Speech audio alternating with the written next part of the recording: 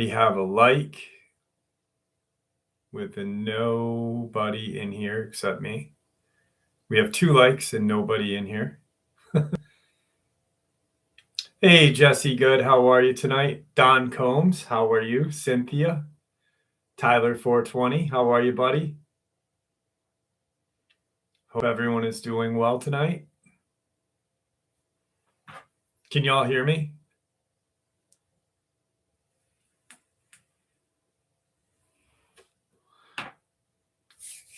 What's up, PJ? How are you? Jess B, Hollow, how are you? Brian Mons, what's up, brother? How are you? Robert Jarrett? All right, good.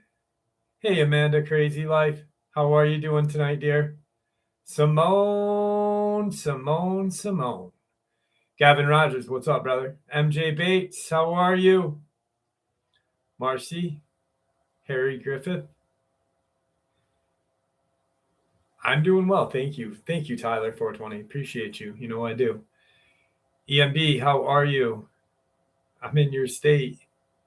The state of mind or New York? No, I'm just kidding. What's up, Nick Carroll? Bill Petrie? Gary from Kentucky. What's up, brother? How are you tonight? Welcome.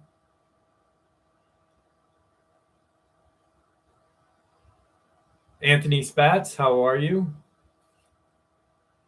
Creepiest story I've ever heard. Zach Teams, how are the creepiest story I've ever heard? I'll be honest with you, is my own, and it's not because there isn't any other creepy stories out there. It's because it's the one story and one experience that I lived, and I know it's 100% true without a shadow of a doubt. Other than that, I would say Jesse, the subscriber who he and his wife were both almost prosecuted for the death of their son when it was a Dogman. But I say it a lot, like the only experience I really can 100% without a shadow of a doubt is my own. That's how I know these things are real, and that's why I believe everyone who shares their experiences with me, because if I've had my own experience, how can I deny someone else's, if that makes sense? 8 years, good stuff. 8 years is great. That's awesome. I'm actually coming up on 10 in April. April 24th will be my 10 years sober. What's up, Ryu? How are you? Eric from New Mexico. Definitely a state that I want to venture to. Sean McCabe, what's up, brother? Mild Red Chester. My Purple Pig. How are you? 10 minutes sober, Aramec. We got to get you relapsing, brother. I'm just fucking kidding. Hercules, and there's Jimmy. What's up, Jimmy? Jimmy. The star, Mr. Haunted. Julie, how are you tonight? Glenn, how are you, buddy? S. Cosman. I'm glad it's not moving very fast tonight. Did anyone get hit with any snow this weekend? I know we did, and it was absolutely terrible. My neck and head are throbbing today. I was cleaning my parents' driveway last night, and at like 12:30 at night, I'm down there snow blowing, and I was shoveling their path on their front sidewalk to their front door, and I had turned to look at the snowbank of where to throw some snow, and the snow from my parents' roof came off and just hit me from my shoulders up to my head and just smashed me into a snowbank. It was fucking terrible.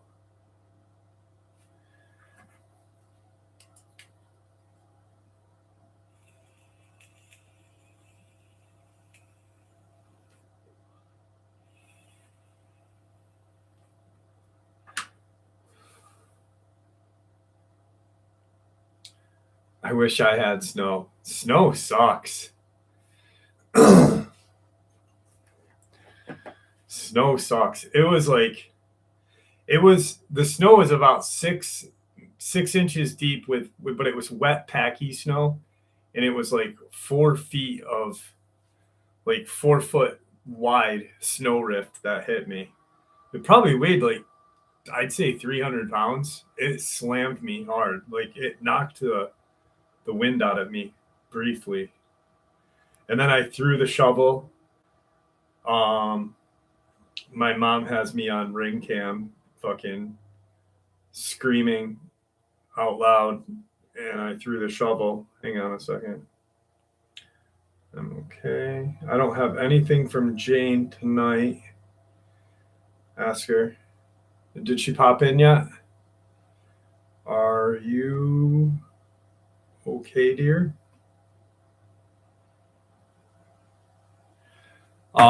Yeah, so I'm slammed. I go like this. I like pick back up, and I'm fed up at this point with winter.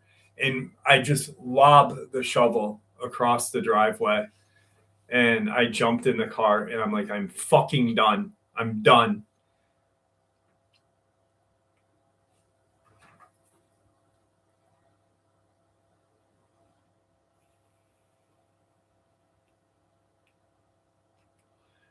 Danny Marie, how are you? William Menendez, what's up, my friend? Maggie Mayhem, and there is Truth Quest. 59th, how are you, brother? Randy Man. Johnny, how are you? Good to see you here with us tonight. George, what's up?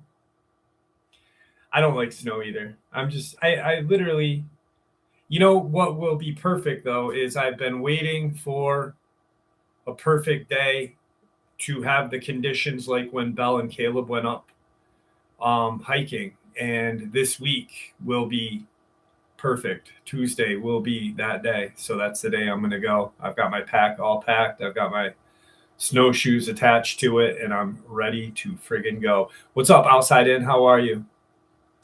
I got some really good encounters tonight for you guys. Obviously, we've got some Lizzo stories.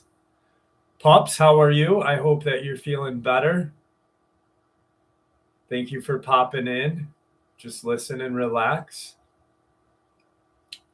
You know I will, Randy, man. You know I will.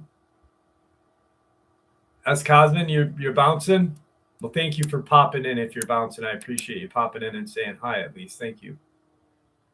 Cannot wait till summer either, William Menendez. Summer is so good.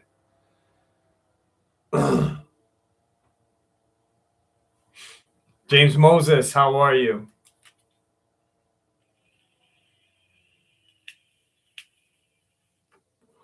Oh, no, you've got pneumonia, pups? Oh, you are definitely in my prayers tonight.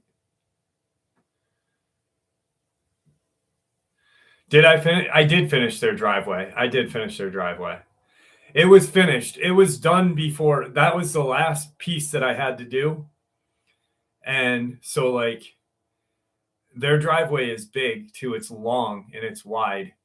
It's like 3 car lengths wide and pretty long. So I had that done, and then I did a path around to where like the furnace exhaust is, and that was the last piece I had to do. But yeah. Needless to say, I was ass chapped for the rest of the night.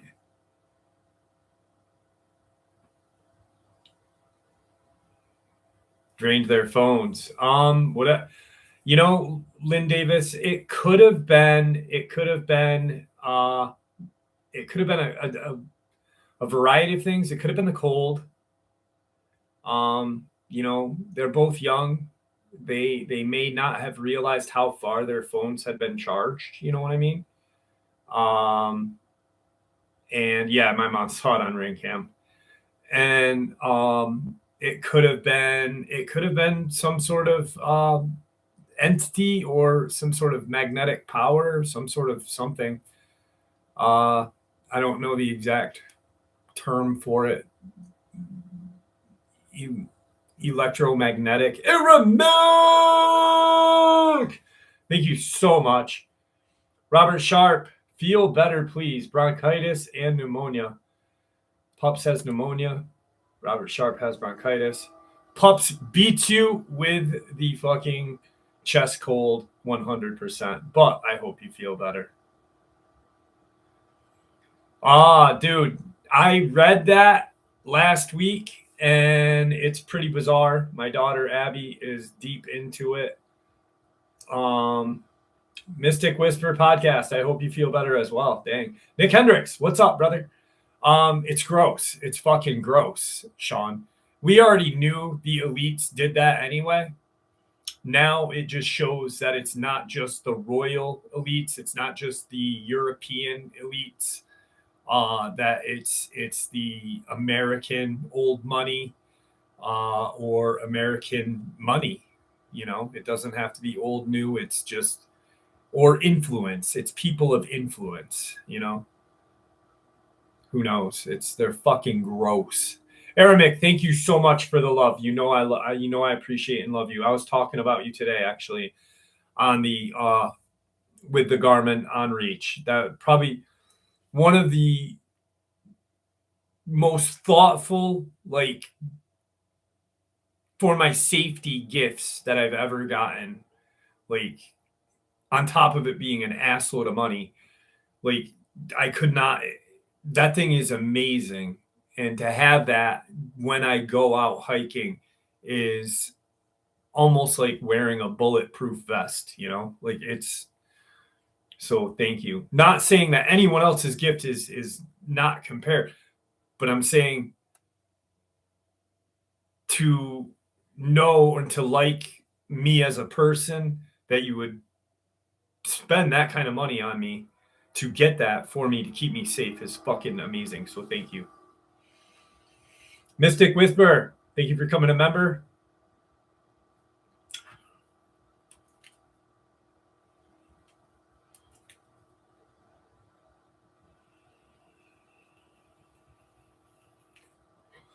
Johnny Holm, I didn't go yet. I haven't gone yet. It was too bad. It was not the right day to go up. I had family shit I had to do.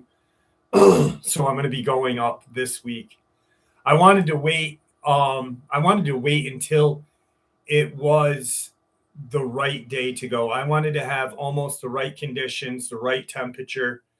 It's been sunny and kind of warm lately. It was a grayish day.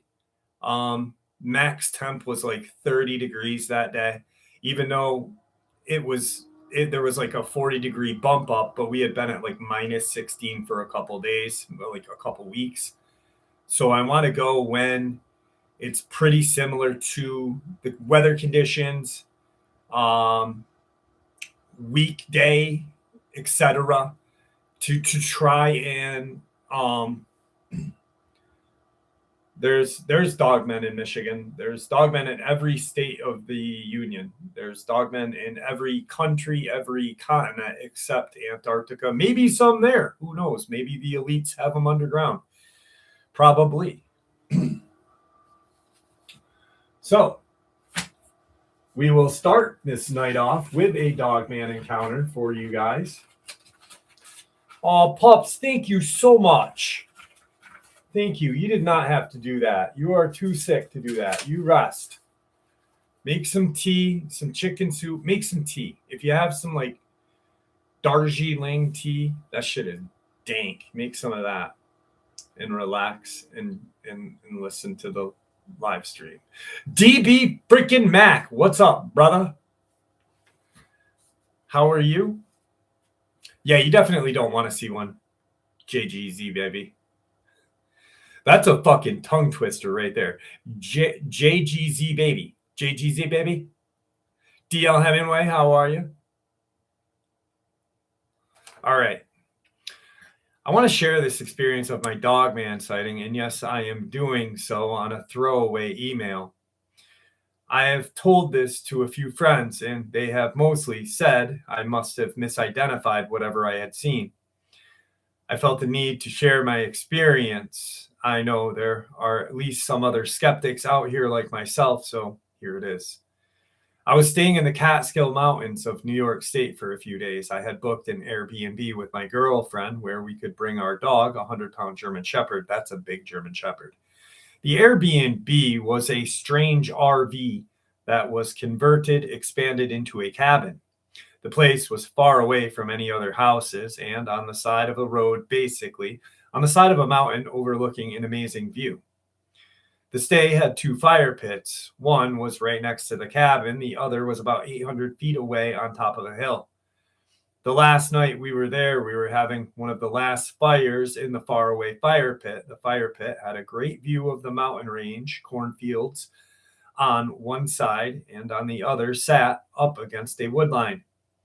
We had our dog off the leash. He is very well mannered, and we were playing some music on the Bluetooth speaker. Our dog kept looking toward the wood line, and it was freaking my girlfriend out. We would occasionally turn the music off and just listen to see if we could hear anything.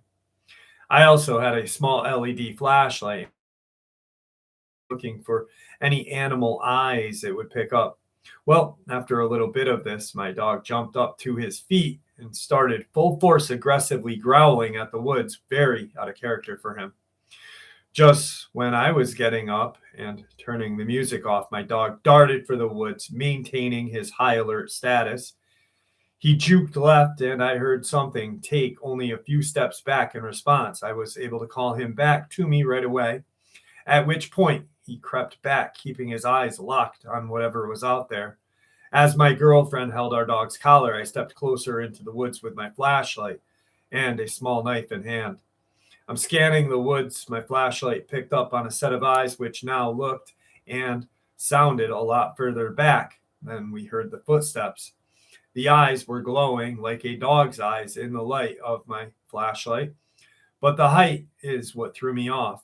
It was far too tall to be any animal I would expect to see: raccoon, coyote, skunk, etc. I figured it was a black bear, although black bears are very skittish for people, and especially dogs, unless protecting their young. So this was not adding up. I sat there for a good 3 to 4 minutes trying to focus on what this was. The eyes also didn't look like a bear.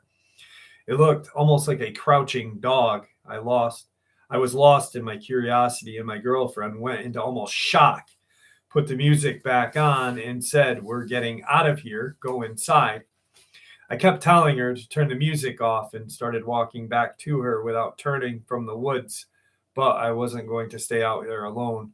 She started dragging our dog back to the cabin, and my dog and I had our eyes fixed on the woods. As soon as my flashlight went off the creature, it started following alongside of us in the woodline. The footsteps I heard sounded just like a person's walking in the woods, and as it followed us, I heard at least two separate sets walking near it in the woods. We got inside the cabin and locked the door and shut all the blinds. We were completely freaked out. I spent the next hour or so listening and watching out the window, hoping the animal would walk into the spotlight off of the cabin so that I could identify it.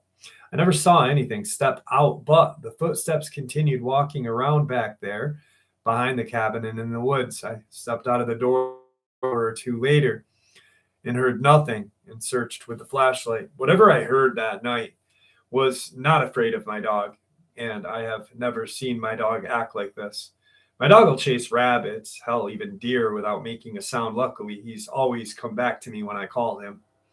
I've spent a lot of time in the outdoors in my life, and I've always been able to identify any animal encounter. I've asked a lot of my hunting friends about this and asked what, if any, animal would react like this and not instantly run away from a dog his size. The mystery of not knowing is what creeps me out the worst. I had never heard of Dogman at the time, so it did not cross my mind during the sighting until I started researching crouching dog sightings online. My girlfriend hates talking about whatever I saw and we heard that night. So I am here sharing my experience with you. Thank you. That's not the first Dogman experience I've heard in the Catskills. What's up, Gilbert? How are you, my friend? Adam Condon, what's up, buddy? My younger son totaled his car. Adam, is he all right? I hope he's all right. Fortunately, he wasn't hurt badly. Damn, brother. Good, good. I'm glad that he's okay. I'm glad that he is okay. That's scary.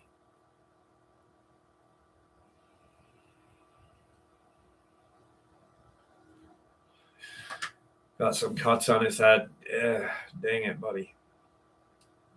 I live in the Catskills. The Catskills are nice. The Catskills are very nice. The other Dogman. I'm betting Dogman. Aramic. Yeah, I agree with you. No concussion. No concussion, Adam. SDL, what's going on? How are you, buddy?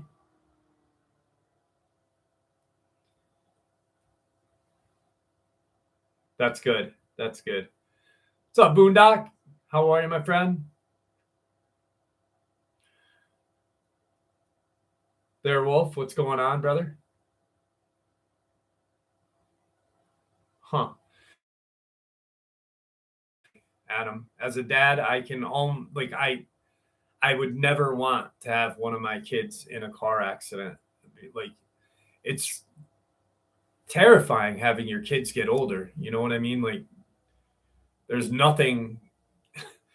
I like it when they were young and we could protect them from shit. And now they are able to drive these fucking mini tanks of doom.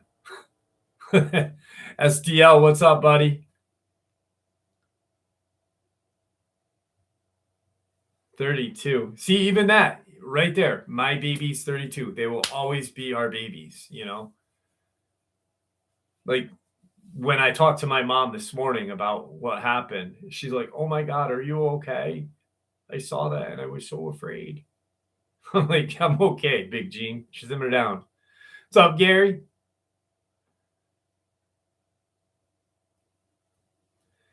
Gilbert, how are you, buddy? I don't think you heard me the first time, but how are you? He's my little wubby. That's funny. I call my daughters Bubby. I'm like, what's up, Bubby? Annette, how are you? Annette Perez. 59th. Any good movies this week, bud?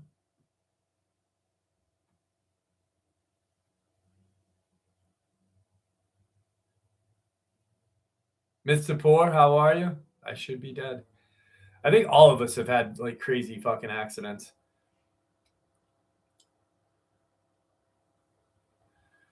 Yeah, I know, Tina. The reason why I don't, and I've explained this, and it's probably like a dumbass explanation, is I don't want to be responsible for someone other than myself. You know what I mean? Like, at least if I'm by myself, I know what I'm capable of, I know what I can do. Um, I don't want to have to worry about someone else and their safety. And, you know, like, if shit were to hit the fan and I had to evacuate rather quickly, I would not want to have another person to worry about. You know what I mean? So that's kind of where I'm at on that. You know, I don't know. Found Poltergeist 2 and 3 on DVD as Chud. Oh, you found Chud on DVD. Good for you. If I twist my ankle, I've got that on reach and I can hit the SOS button and it'll send a message to Aramic to come get me. Actually, if I push the SOS button on the on reach, what it does is it instantly sends a message to Garmin and then they send 911 to my location.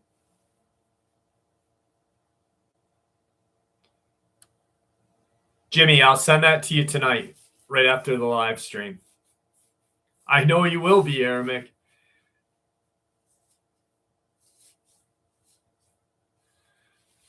That's what it is, Gilbert. It's and it's not me not I want to shout out, brother, to your fan. You know, I didn't know if you were saying you were in Scotland or if you were saying a Scottish name, like a good, you know. So to all my fans in Scotland, thank you so much. It's still baffling to me that I have fans other than in America. It's freaking awesome. Scotland's definitely the United Kingdom, Scotland, United Kingdom, Ireland, whatever. The islands are very eerie, and there's like for being a small like piece of land, there's a lot of weird shit there, and it's steeped in history. It's just beautiful. Plus, I think the Scottish had those fucking cannibals that lived in caves, right? Yeah, they did. Good stuff. Yeah, so back to what I was saying, with the people. It's not that I don't want to worry about someone. It's I don't want to if something were to happen, I would obviously go back and try to help them, but I don't want to. Like I don't want to jeopardize someone. Like it's not all one for all and you know what I mean? It's like if someone were to go with me and something happened and someone actually had gotten hurt or killed, like I don't think I don't think I could deal with that mentally. This sighting happened 20 years ago. I was driving down 65 in Alabama. It was 2008. I'm driving from Atlanta to Pensacola. After a long flight, I got to Atlanta at around 10 p.m. I had a friend who said I could stay with them for the night, but I wasn't feeling well. So I decided to drive back that night. At around 3 a.m., I was between Montgomery and Pensacola, near the Flementon, but just north of there. I was on 65 driving south, and I saw what I thought was a bear. Sorry, guys. It was over a deer carcass. It was pulling the legs off, and that's when I realized that was not a bear. It stood up and looked at me. Bears cannot do what this thing was doing. It was twisting the leg off with its hands. The eyes, that was really what made me understand. It looked at me right in the eyes. Its face was more of a wolf. It turned its upper body at the waist, which bears do not do. I don't know what it was, but I know it was not a bear, and I knew I saw it. I slowed down to about 20 miles an hour. I was on the freeway, but at the time of night, there is never anyone on the road in that area. It was just ripping the leg off a deer, and when he saw me, he stopped, took a few steps, and jumped a fence into a pasture.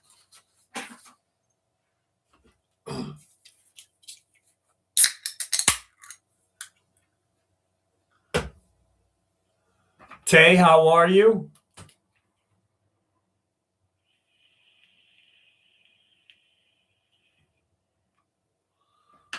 I still think it's like just amazing that different countries watch this channel.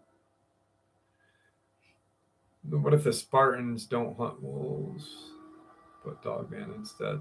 Huh. That'd be pretty interesting. What do you call a werewolf in plain sight? A werewolf. Oh, Ermic with the dad jokes. Love them.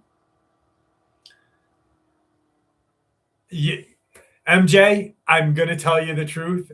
I it's in my coat collection.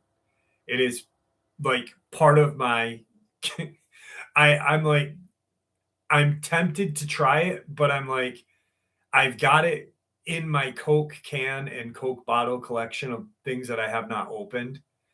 Um so it's literally sitting next to collectors and it's just uh part of the collection. Do you think there's a connection between Dulce Basins or a ranch? No, I don't. Definitely not. That's just my own opinion. Dulce is on its own. Um, I don't think that there's any kind of governmental or reptilian connection. The Dulce base was maybe whatever's going on there. I'm not sure of what is really going on there. I don't really know so much about that. I don't honestly, but there may be like residual effects or something. But these bases, these deep underground facilities were being occupied and created well before the military got involved. That's why I kind of dislike the DUMS terminology, like deep underground military base, because they were around before, you know. Um, these creatures were doing stuff well before.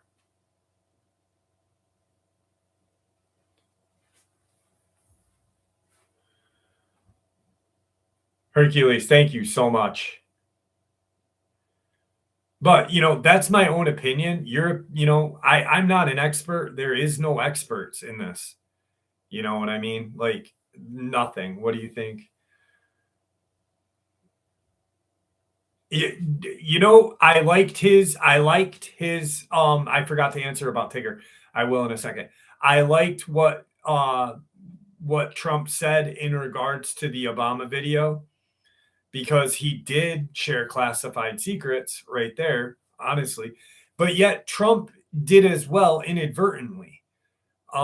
He just didn't, by him saying he shared classified secrets, it was more or less saying Obama was sharing the truth, and I know the truth as well.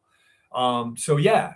I mean, he did it kind of slyly, like he shared classified secrets as well, but in a way of possibly not getting prosecuted for it. But I doubt seriously Obama would ever get prosecuted for saying what he said about the alien thing.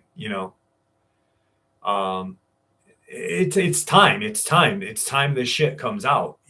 Here's what's going, like here's something interesting. If the royal family, or the discarded portion of the royal family, are not above the law anymore, then maybe shit will start coming out uh more so on these things. you know um I mean, in my 49 years of life, I would never think that a family of the royal, or a member of the royal family would ever be arrested, and sit in jail for 11 hours. I doubt it was like jail like you or I would go to, but I mean, who knows? Maybe someone did get elbow deep in Prince Andrew. Who knows? Maybe he liked it. I don't know. I just hope they didn't use spit. What the fuck?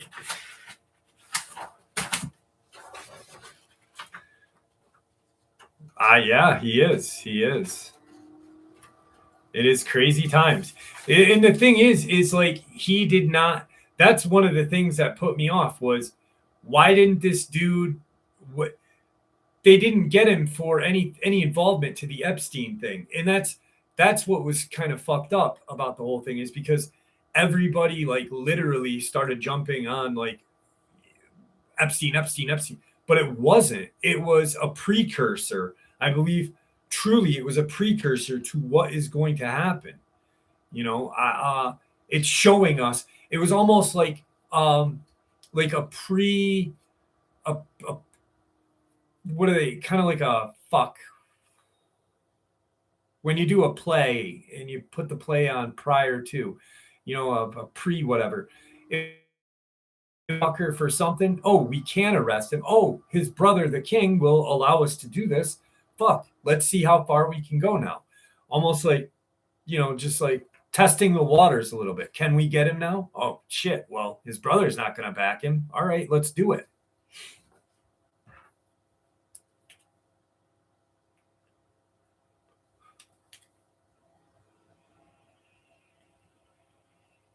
Rockin' steady. What's up, my brother? How are you? Grundle Cheese, how are you? Verta Breaker. Not a prelude or a prologue. Fuck. What am I thinking of? It'll come to me. We'll do this one experience and then we'll hit a Lizzo experience. How about that, guys? Nikola Tesla, how are you, my brother? Savage lunatic. No, what the fuck are they called?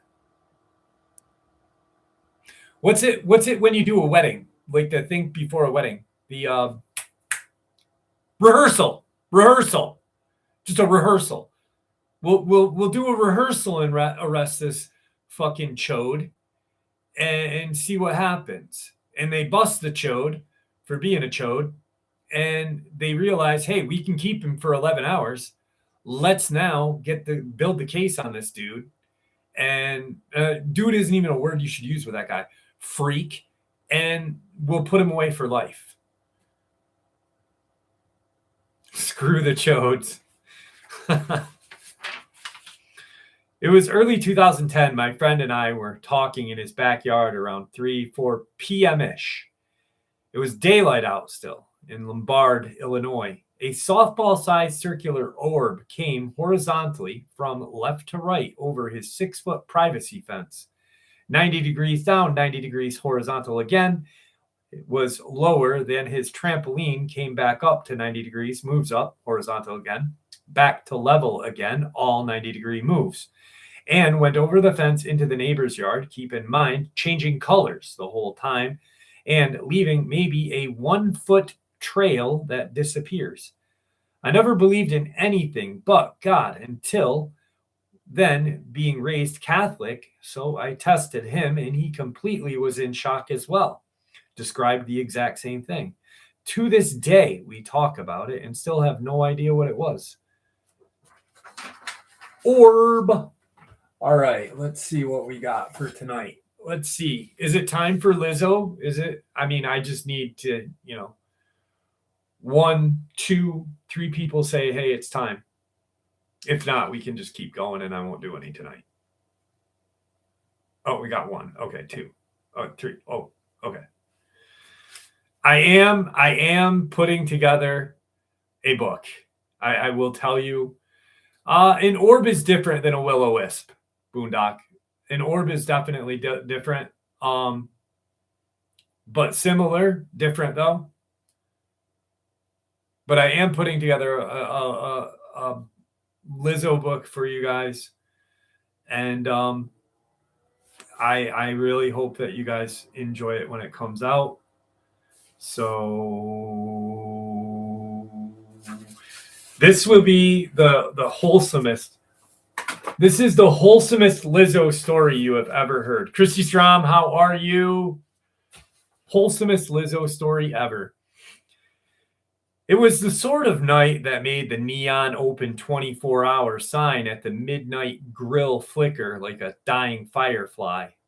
A low-lying fog rolled off the Shenandoah River and pooled around the rows of rusty-bitten diesel trucks, turning the whole lot into a gray sea of hulking shadows. Inside the diner, the smell of greasy bacon mingled with the faint aroma of cheap coffee and something more, a lingering perfume, cheap perfume that could mask anything from gasoline to old secrets.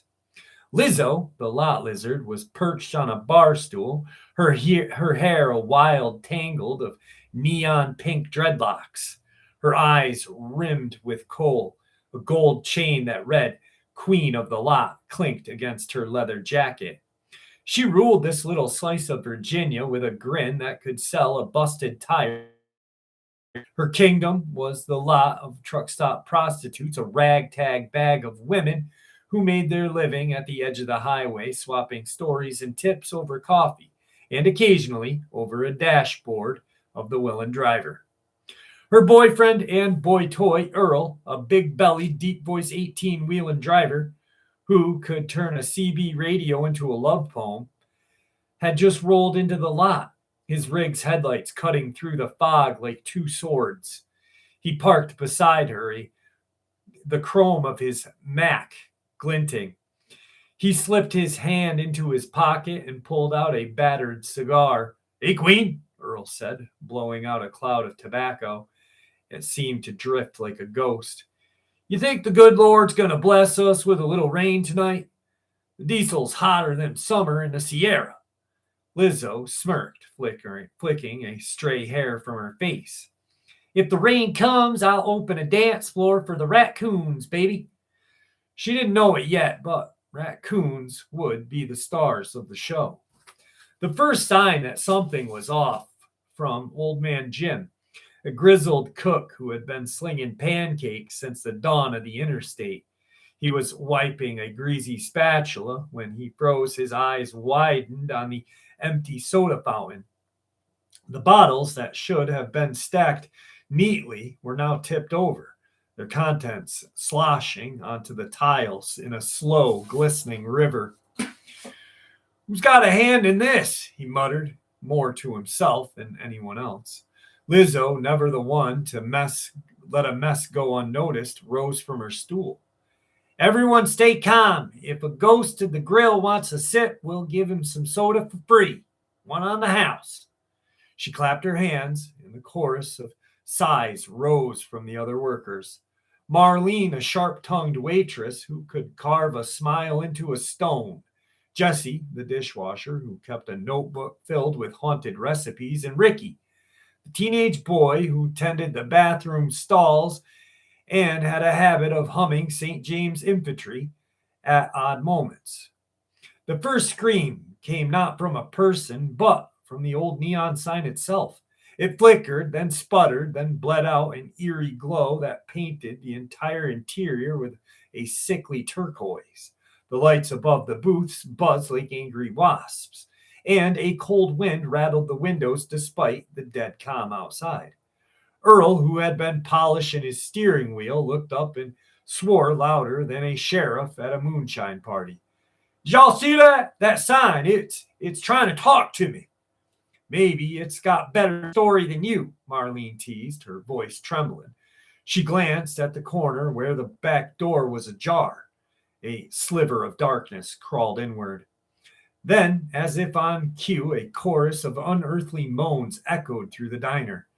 It wasn't a low hum of diesel engines or the usual clatter of spoons on a plate. It was a deep, guttural sound that seemed to come from the very walls, as if the building itself was exhaling a sigh of the centuries. Holy! A voice croaked. It was Jesse, his notebook dropping with a clatter. He stared at the wall, mouth open and eyes wide. It's a ghost, he whispered, as though saying the word aloud may make it appear. Lizzo, never the one to be rattled without a plan, lifted her hand in dramatic fashion. All right, everybody grab a flashlight. We're going to hunt this thing down. If it's a ghost, it'll be scared of us. If it's a raccoon, then we got a new mascot. Either way, we're not letting this place to go, whatever it is. She winked at Earl, who gave her an equally ridiculous grin. He pulled out a portable generator from his truck and plugged it into the diner's power circuit, causing the lights to flicker a little more aggressively. The neon sign flared bright for a split second, then sputtered out again, as if the building was taking a deep breath. Then the doors slammed shut, all of them, with a thunderous clang that rattled the plates on the kitchen counters. The sound was followed by frantic scurrying, like 100 tiny feet marching over the linoleum. All eyes darted toward the back hallway, where a pair of glowing eyes flickered in the gloom. A low, squeaky chitter rose above the murmur of terrified sighs. The raccoon, or whatever was making those sounds, had decided to make its grand entrance. From the darkness emerged a hulking, gray-masked creature with a scarred snout, not a ghost, but a mother raccoon, eyes as sharp as daggers and a belly full of fur.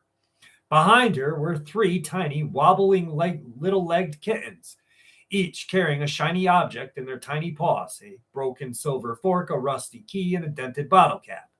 Lizzo let out a startled yelp that sounded half laugh, half scream. Well, look at that! Our haunting's just a family of trash pandas, and they got better taste than my ex-boyfriend's mother's casserole. The raccoon stared at her with a look that could be described as both accusatory and hungry. She pawed at a stack of napkins, tearing them apart as if searching for something more. The kids squealed, trembling over each other, their tiny little claws snagging on the curtain. Earl, ever the romantic, stepped forward, extending a piece of his morning bagel, the last one left after his wife had taken the rest. Now, little lady, he cooed, waving the bagel in a gentle arc. We don't want any trouble. Take it. We're all friends here. The mother raccoon sniffed the bagel, then glanced at the staff. The kits darted toward the countertop, grabbing napkins, coffee stirrers, and in a moment that sent a shiver down Marlene's spine, a sparkling antique pocket watch that jingled in the kit's tiny claws. It was then that the haunting became clear. The night's strange phenomenon were not the work of ectoplasmic spirits, but the midnight mischief of a raccoon family with a fondness of shiny objects and a talent for panic. The flickering neon sign, the raccoon had managed to pull loose a wire with its tiny paw and short-circuited it. The moaning, a wind from the vent that had trapped the raccoon's fur, turning into a whine as it brushed against the metal ducts. The door slamming shut. That was the mother raccoon pushing her kits through the narrow gap and knocking the latch with enough force to make the bolts jolt shut.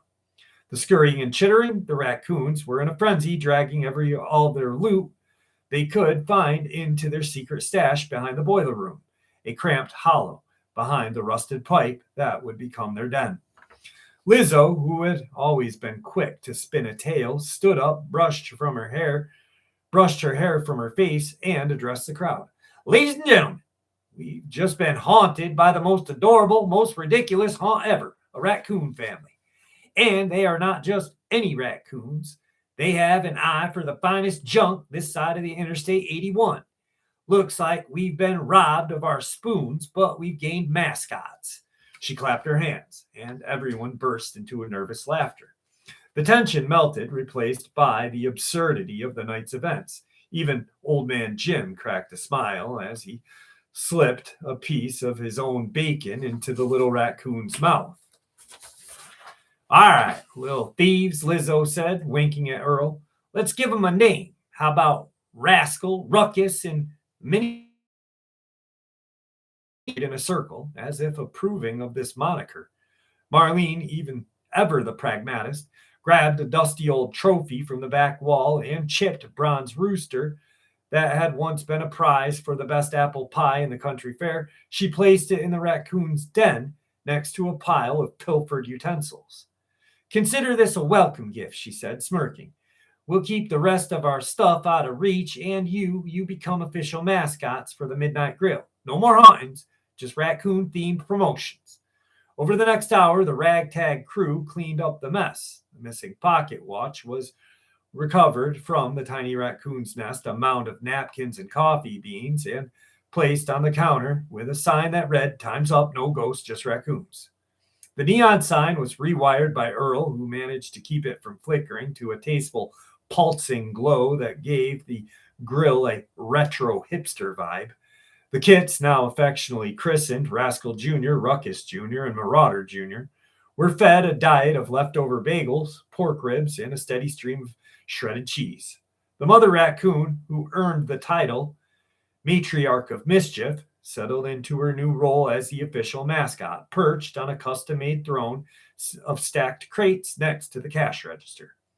As the first pale fingers of dawn brushed the sky, the fog lifted, revealing a winding road beneath the crisp blue horizon.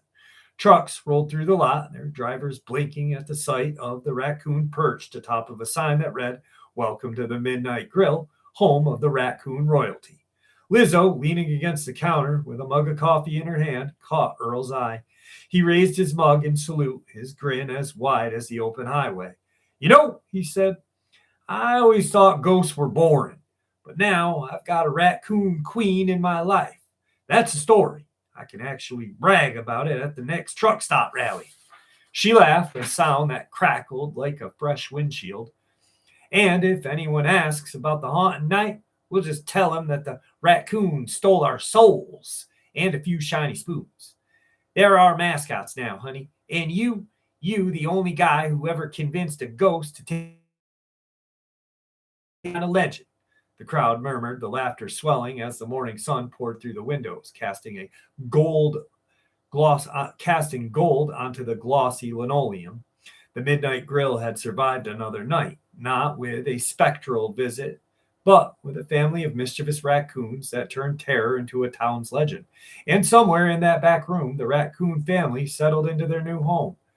The soft pitter-patter of their tiny feet echoed like a lullaby. The mother raccoon glanced up at Lizzo, gave a soft approving chitter, and then, with a flick of her tail, vanished into the daylight, leaving behind a trail of glittering trinkets and a line of delighted patrons. It was a story that would be told over greasy coffee and burnt toast for years to come. The night the truck stop was haunted, only to discover that the real haunt was a raccoon queen's reign, and that sometimes the scariest things are the ones you can actually feed. The Midnight Grill, under Lizzo's glittering crown, became known far and wide. Its sign now read in bold, flashing letters, "Open all night, ghosts optional, raccoons guaranteed." And every time a new truck rolled in, the drivers would glance nervously at the little raccoon mascot and whisper, "You think he'll steal my GPS again?" Only to be met with a mischievous chitter from the matriarch, as if to say, "Only if you leave your doors unlocked." Told you, the most wholesome Lizzo story yet.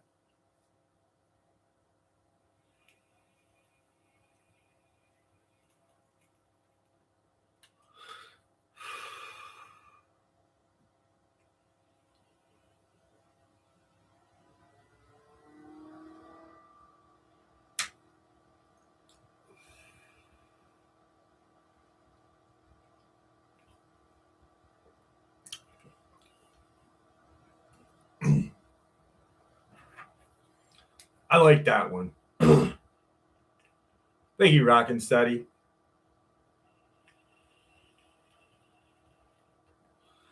Thank you, Shane or Sean. Appreciate that, brother. No rubber donkey wieners, SDL. Definitely outside in. I've done one with a like a trash panda once, but I was like, you know what? I'm like, what if a whole family of these little bastards came in? All right.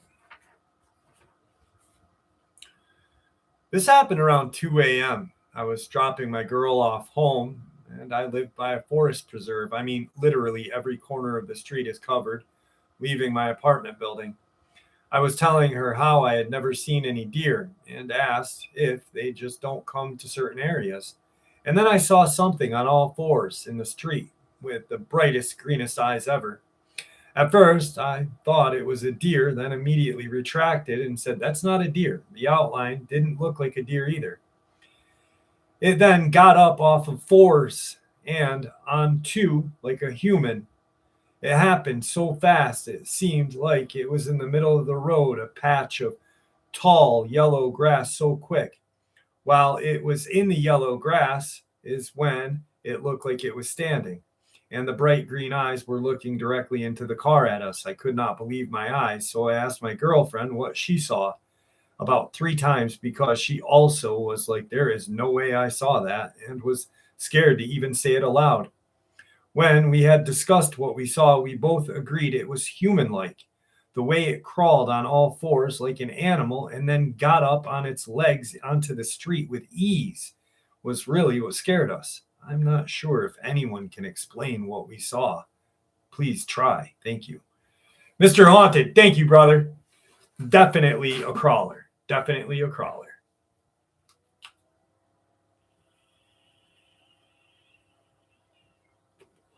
I have to give a shout out.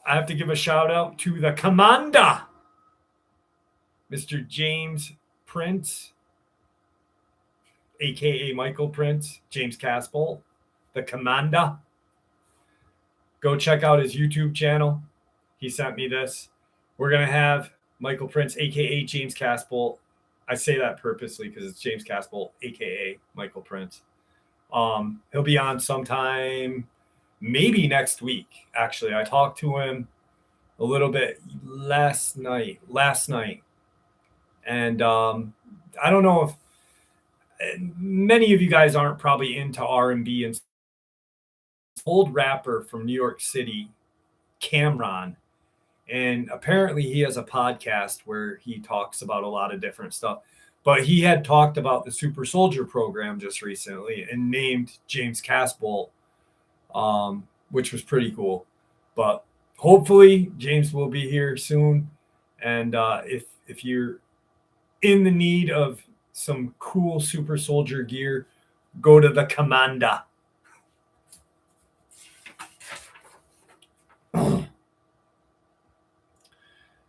We were living in the northern part of Mitten, the main part of Michigan, back in the Arabic. Thank you, brother. I love you so much, dude. You are so fucking kind. We were living in the northern part of Mitten, the main part of Michigan, back in the 80s. One evening, I saw a herd of deer running across the field into the woods. I had also heard a howl of a wolf. I was not too interested, but I knew Dad liked being a wildlife spotter, so I went in and told him that I think some deer were spooked by a wolf pack. Dad got up, grabbed the binoculars off the table by the door, and went out. I sat down and started watching my Friday night shows, thinking nothing of it. Then the door slammed and I heard Dad holler to Mom, "It stood up! It fucking stood up!" Ran to their bedroom and came out with a loaded shotgun and standing by the door. Mom told me to go downstairs to finish in the finished basement to finish watching my TV down there. Dad spent that night in a chair in the living room. The gun was never put back in his gun cabinet. The next day I asked what was wrong since he was still looking out the front window. He didn't say. Said he didn't want to scare me. Not that it helped because at the age of 9 I was imagining all sorts of horrors. He passed last year, and I was going through his things with Mom, and I saw this folder with Werewolf on it.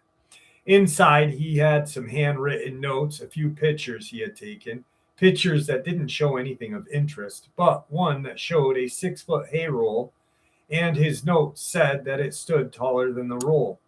Other pictures showed the churned dirt from a herd of deer running flat out. I'm not totally convinced that he saw something like a Dogman, but something scared him. He never used to hunt. He never used to hunt with friends during deer season, but after that, it was always him and his buddies. Sorry if it's not that exciting, and for the fact that it's secondhand. I was too into the Dukes of Hazzard when this all happened to care. Harry Lindman! Thank you, brother. Long time. Long time. I hope you're doing well. I hope you are doing well. Thank you so much, guys. Wow. You, Arabic, Lindman, Pups. Thank you. Mr. Jimmy Haunted. Haunted Jimmy. Colton. How are you, buddy? Colton Callahan.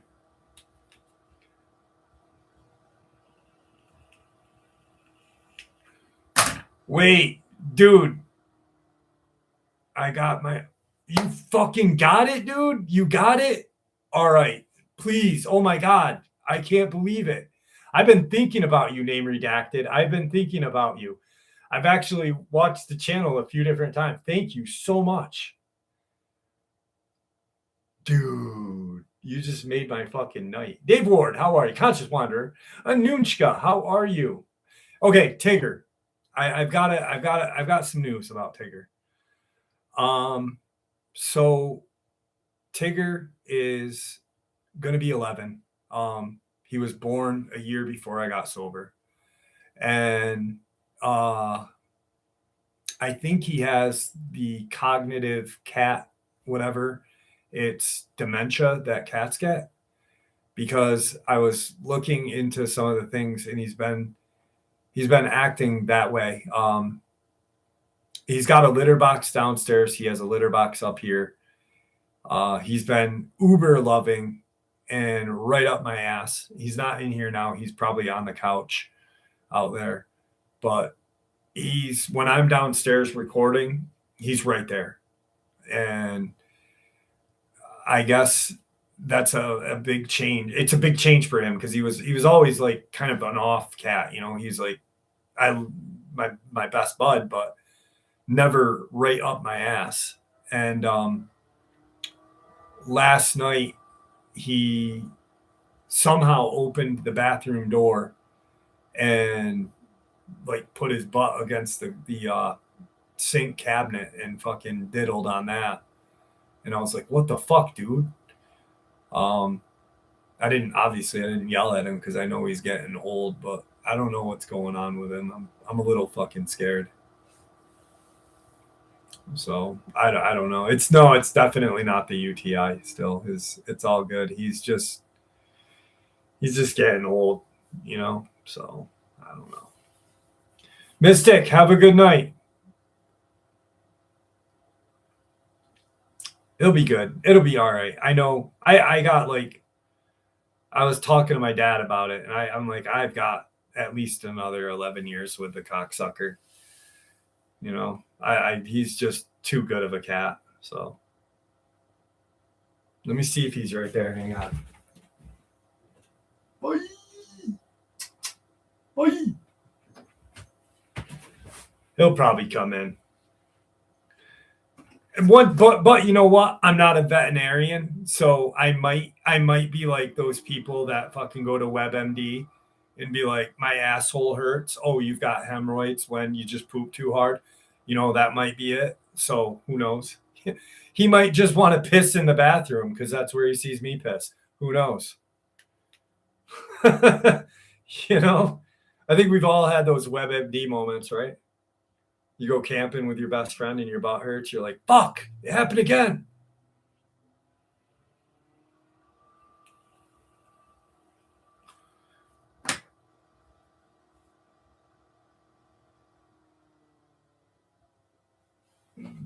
You have that one?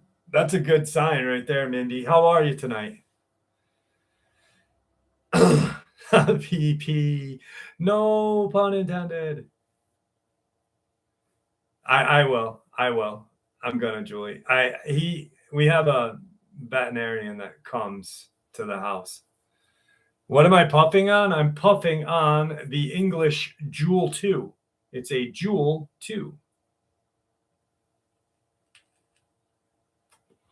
No, Glenn, I was kidding. That was a joke. That was a joke because I was like, I wanted to see, you know, I just like set it to Google. I'm like, hey, why is my cat, who's usually not loving, that's just an asshole normally, you know, uber loving, and why is he pissing where he thinks he can piss now? And it said possibly cat cognitive, whatever.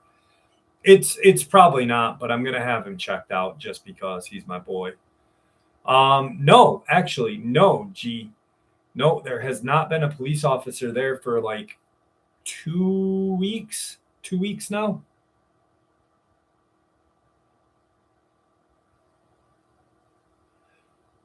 A veterinarian tried to kiss you, Anushka. I hope you fucking throat checked him. He's like, ugh.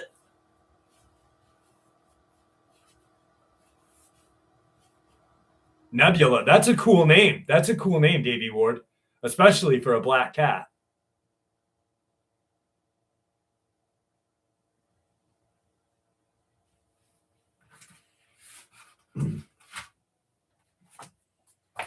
Let me take this stack out right here. Janice Moreau, long time. How are you?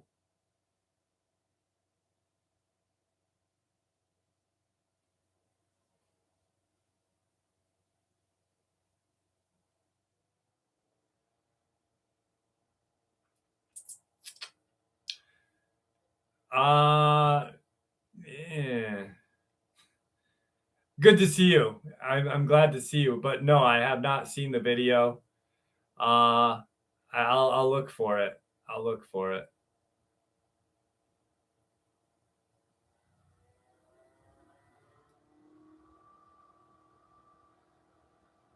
I don't the info is kind of strange to me. Please do so I can check it out. Please do.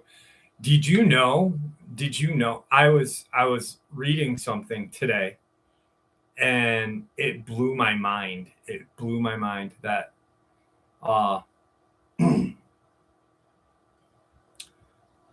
the book that I talk about, Neanderthal, the predation book by Danny Van Drimeny. I was reading that they had just discovered a another human body, another humanoid body skeleton, um, that was like 7,000 years old, and it had facial proganthism, and it actually had what appeared to be a snout. But more interestingly enough was the tailbone area, instead of being like a human tail, actually extended outward to like 10 inches.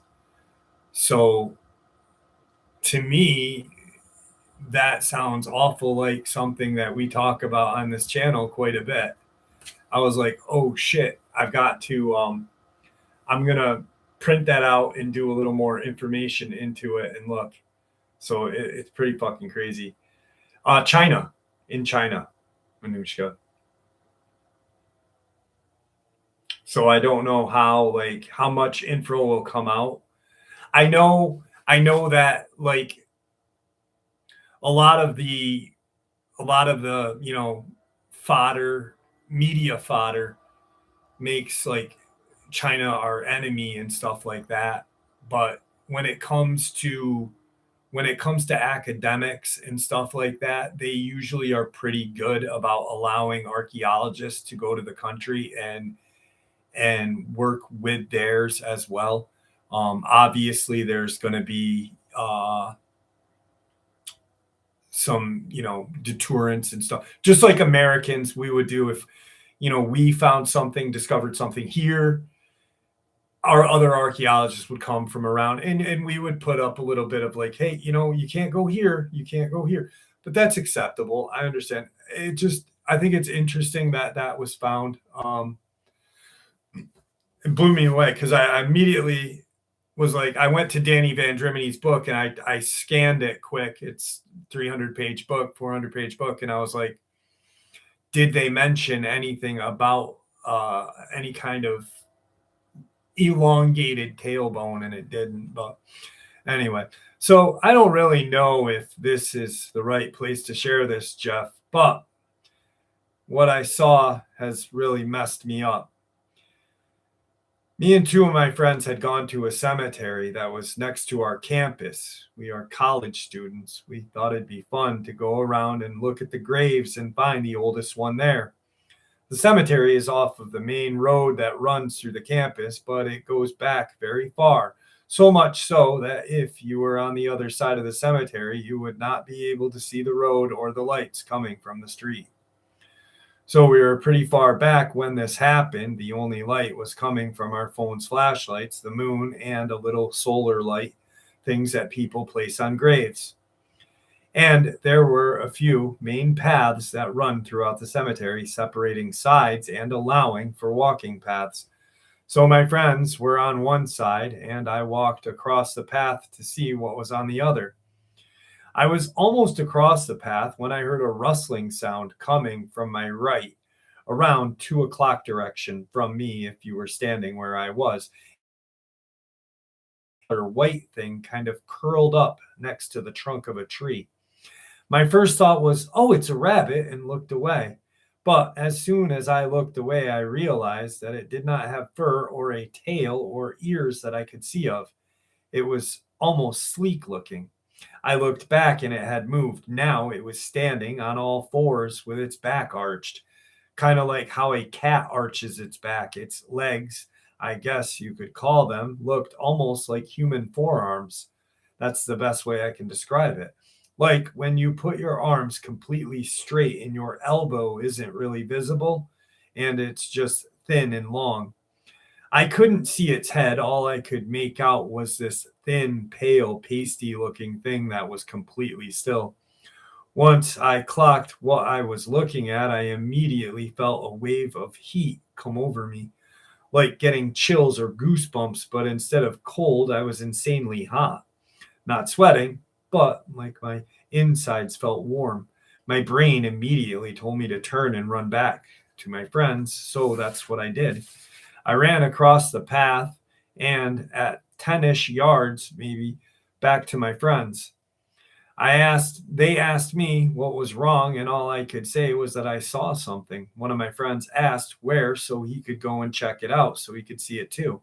I trailed behind them a few feet, but I kept my distance. I wasn't going anywhere near that thing. Now, the one friend that asked where didn't see it, but my other friend did. She said she saw a white, furless thing that looked like it was hiding its head or face behind a tree. Now, importantly, I didn't tell them what I saw, so her describing that she saw the same thing freaked me even more out. This thing, though, she said, wasn't as arched and seemed to be standing more flat.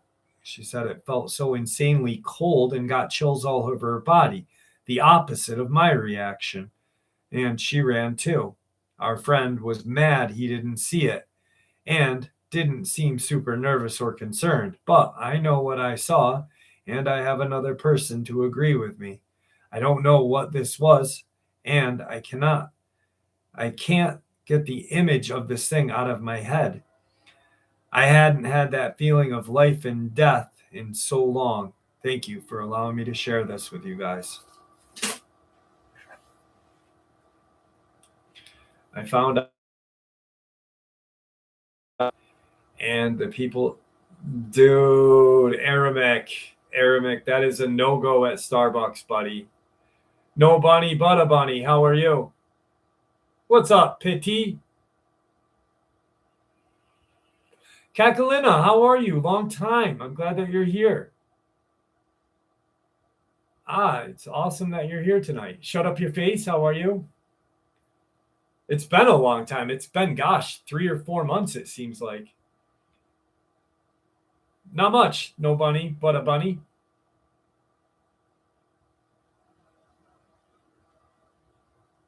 I always love it when people that haven't been here come back and like hang out for a while. That's awesome.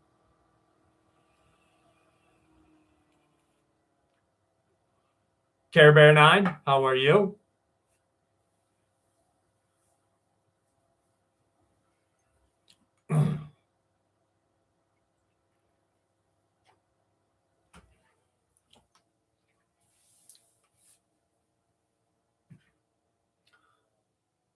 Trying to keep up with the boba.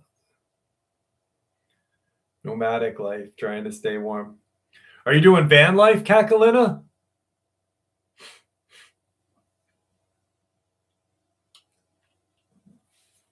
Blake, how are you?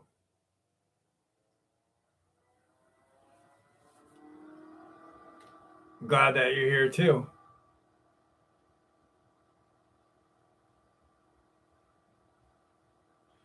Wild bunnies are bunnies, or are they hares?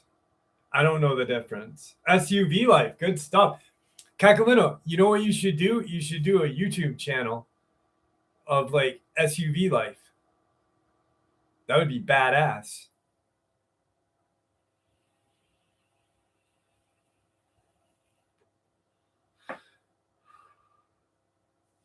I'm doing van life in my bed.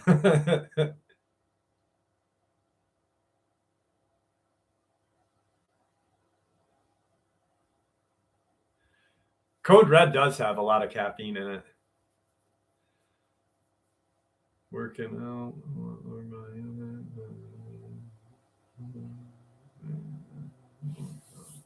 There you go, Blake.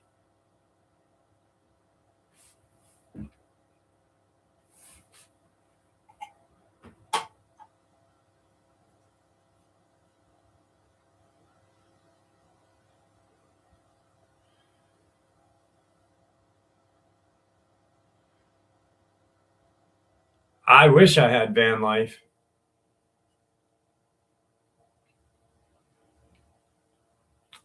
A couple of years ago with my cat. Oh, I'm sorry, Kakalina. That's hard. I was just talking about Tigger getting old. He's going to be 11.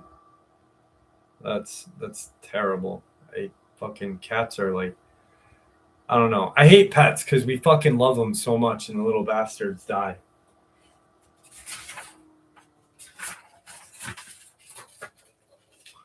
I already did a Lizzo story, Scott. In a little bit, I will. I got you in a little bit, buddy. How can you tell you got a membership? George, if you have a star next to your name, I believe.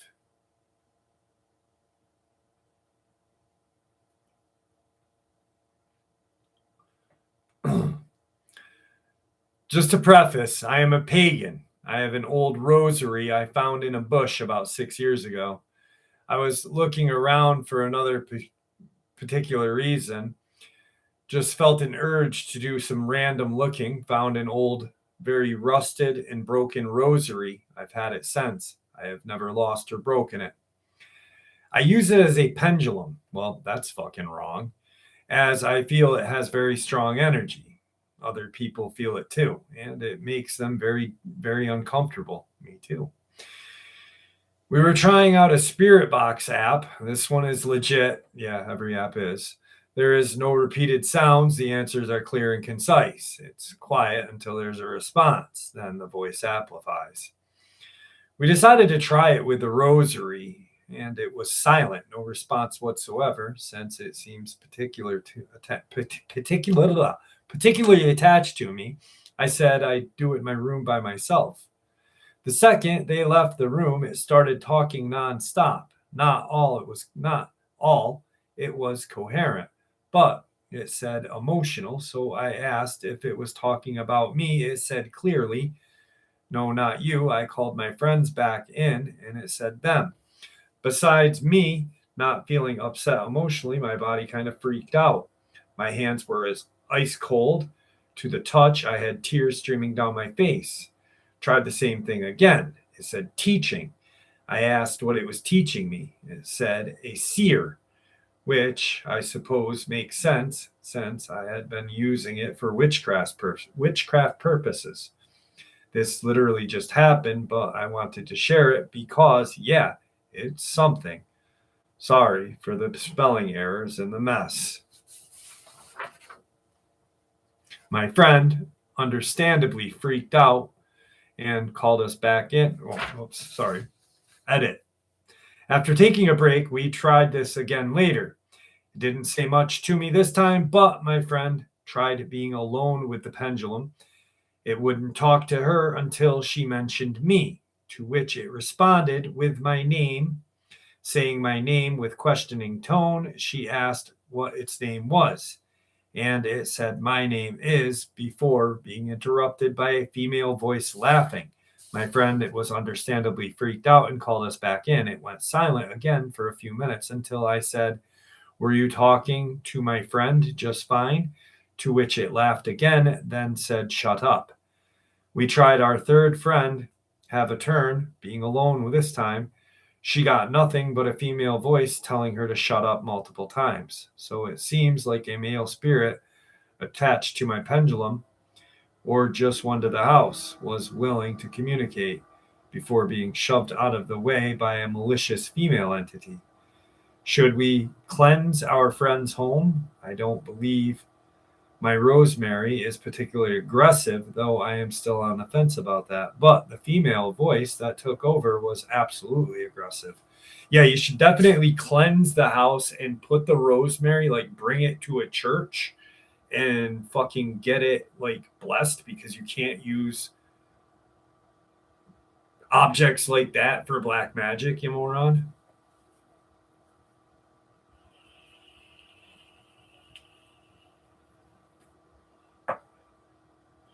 All right. I'll ask you guys, what's up, Jordy? How are you, buddy? Am I wrong on that? Like, clean the house, cleanse the house, and put the rosemary, like bring it to a church.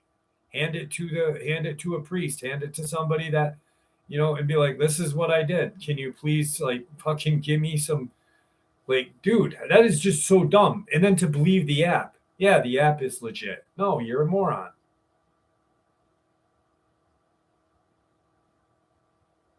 Can you burn it, Arabic, or is that sacrilege?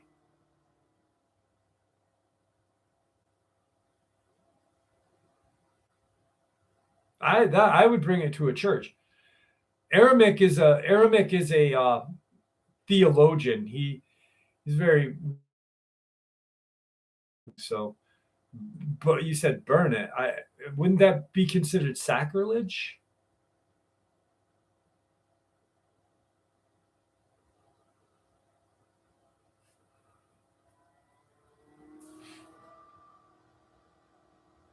Supposed to help, but not really. Okay. Yeah. Wah ba ba ba. Lizzo time. Lizzo time.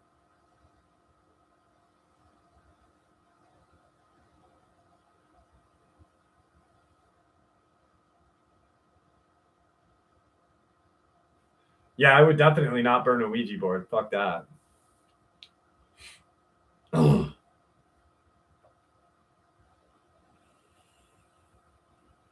Craigers, what's up? What's up? Hey, bud. What's up, Steve? Hey, bud. What's up, Jim Bob? Jim Bob. All right. It be Lizzo time, Scott. I know you wanted a Lizzo story, so I think it's time. You know what? It is time. It's time for a song and then a Lizzo story. Look at that new snow we got out there, friends. Look at that wonderful new snow. It's 28 degrees. It says 4 snow days ahead. Oh, no.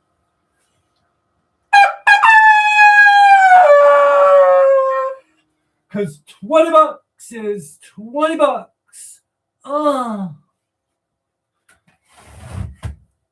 Don't be jealous. Don't be jealous, Simone.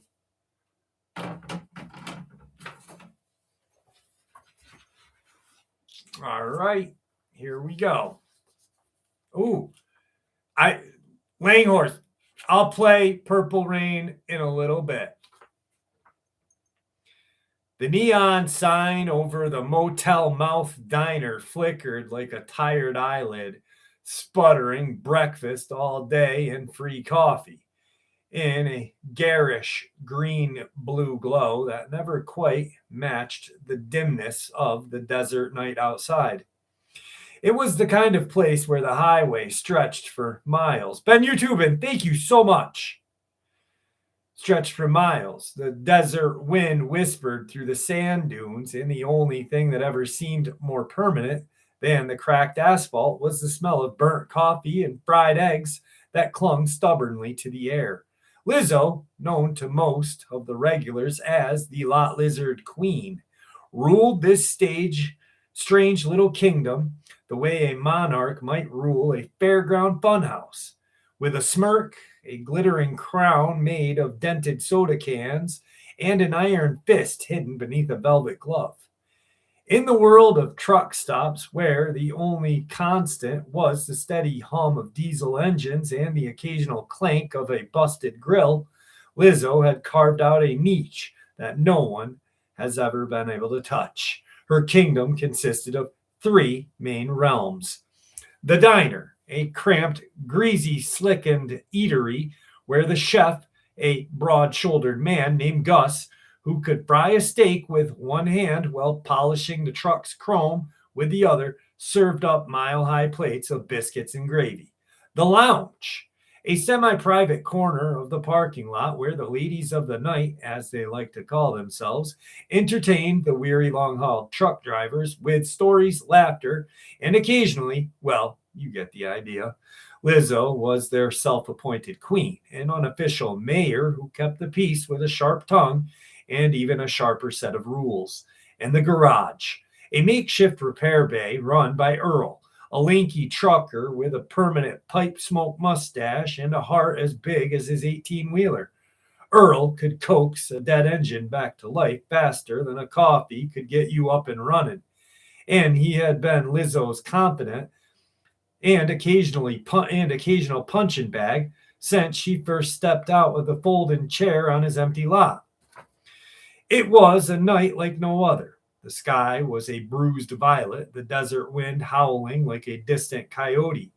Lizzo was perched on her throne, a cracked vinyl booth at the far end of the diner, sipping a mug of coffee that was more sludge than liquid. Consisted of three faithful ladies and a couple of stoned teenagers who snuck in playing cards on the cracked linoleum. Gus was flipping pancakes with a reckless enthusiasm that left half the batter on the ceiling. Earl polishing hubcaps of a rusted rig that looked like it had survived 3 wars. The customers, truckers and drifters, the occasional lost tourist, were all nodding off in their booths, their heads bobbling like bobbleheads. Then, without a warning, the lights flickered. One moment, the diner was bathed in a sickly amber glow. The next, the whole place plunged into darkness, punctuated only by the erratic strobe of the neon sign, now blinking, now sputtering, now completely dead. Lizzo's eyes narrowed. She could feel the shift in the air. Like a sudden drop of tire pressure, a low, guttural hum rose from the parking lot, and the metal of her beloved trucks seemed to shudder with it. Lizzo rose from her throne, her crown of soda cans clanking like a warning bell.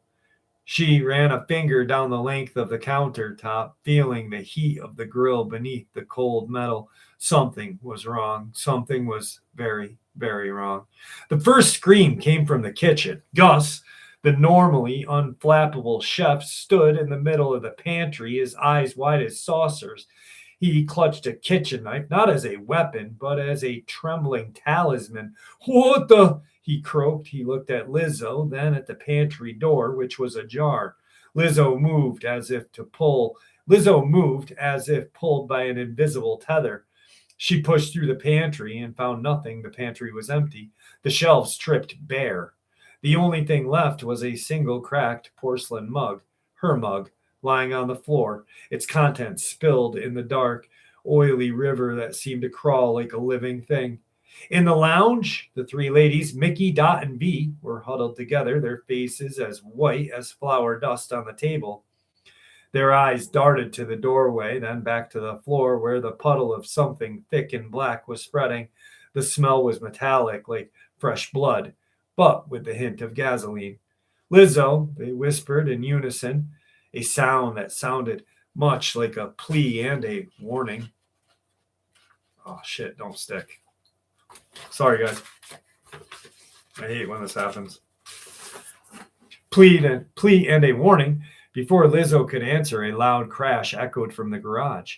She sprinted out into the parking lot, her heels clinking in the cracked asphalt like a metronome of impending doom. There, under the half-lit glow of a busted fluorescent tube, stood Earl. He was slumped against the side of his rig, his pipe smoke mustache melted into the dark ink stain. The engine of his truck oozed a thick black fluid that hissed as it hit the ground. Blood? No. Oil? It was both, a grotesque alchemy of combustion and gore. Earl! Lizzo barked, the Queen's authority cracking like a cracked windshield. Earl's eyes opened, but they were not his. They were voids, endless black pits that seemed to swallow the dim light. He raised a trembling hand and tapped his chest, where a jagged piece of steel, something like a heart, pulsated like a steady, sickening thump. Lizzo's mind raced. The lights were out. The neon sign was dead. The diner was empty. The kitchen stripped. The ladies trembling. The trucks leaking. What was happening? The desert wind seemed to howl louder, as if the world itself was howling at her. In a sudden animalistic frenzy, Lizzo, the queenie of composure, was gone, leapt at Gus, slashing his throat with a kitchen cleaver. She snatched from the counter. Gus let out a guttural howl. His eyes rolled before the blade met its mark. Blood splattered across the tiled floor, mixing with the oil. The scent was nauseating. An amalgam of frying bacon and diesel and iron. Mickey, Dot, and V scrambled away, their heels digging into the cracked concrete as they tried to flee. Lizzo, now a blur of madness, lunged at them, swinging her crown like a mace. Her screams merged with the wailing of the wind. She hit Dot first. The crown struck its mark with a sickening clunk. Dot crumbled, A hollow moan escaped her lips. Mickey tried to run, but with a stray rusted chain from Earl's rig snagged her ankle, sending her sprawling into the oil slick. She sputtered, the liquid bubbling over her skin like black stew. V, the youngest, tried to hide behind a rusted dumpster. Lizzo's eyes wide kicked the dumpster over in one swift motion, sending a cascade of broken metal and trash onto V. The dumpster landed on V's chest, crushing her under its weight. A guttural howl rose from the pile of bodies, the sound that seemed to echo off the desert canyon and return as a low, ominous hum. Lizzo was panting and dripping with her own sweat and blood. From everyone else looked around. The diner's sign was now dead, flickering. The kitchen was an empty husk. The parking lot was a sea of oil and blood. Her kingdom, her very empire lie in ruins. She staggered back, the crown slipping from her head, and clattered onto the ground like a broken promise. A sudden realization pierced the fog in her mind like a needle. It's all gone. Everyone's gone. She had killed everyone. She was alone. She sank to her knees. The crown rolled away and let out a kneeing wail. The sound was a blend of grief and pure animal terror. Tears streamed down her dirt-stricken face, each drop catching the light of the dying neon and turned into a tiny glowing ember. She pressed her palms to her ears, trying to block out the ghostly chorus of her victims. Lizzo, no! Lizzo, a voice whispered, soft, familiar, a voice that smelled faintly of gasoline and fresh coffee. It was Earl's voice, but not the one she had known. It was a distant echo, something that seemed to float just beyond the veil of her nightmare. Lizzo's crying grew louder, a raw, unshackled sound that seemed to reverberate across the desert.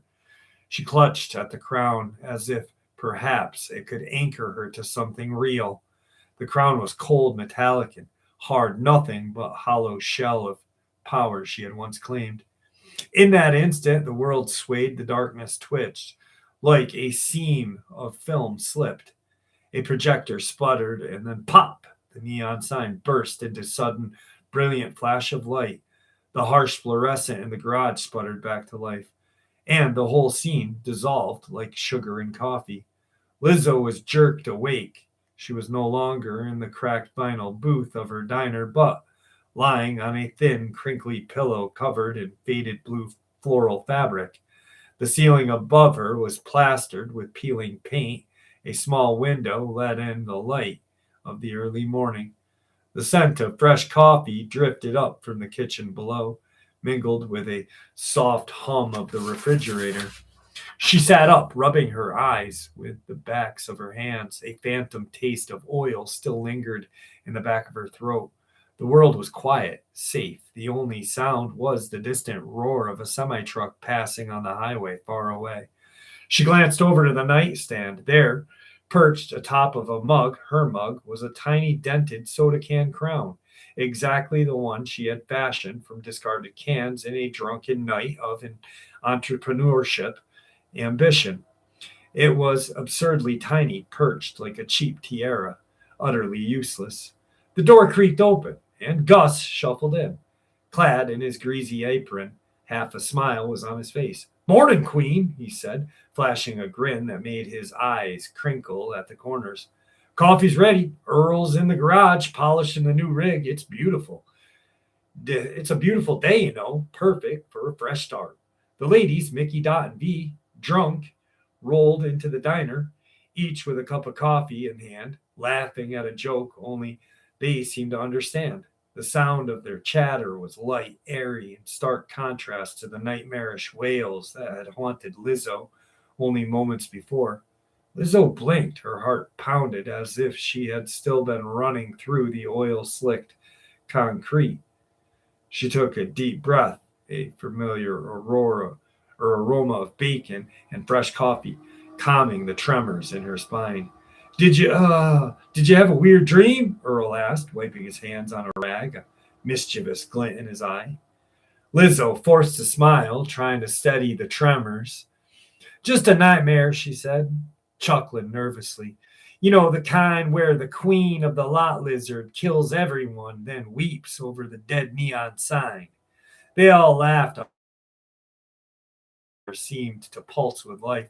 The neon sign outside flickered back to its steady green blue glow, spelling out welcome in a friendly, forgiving font.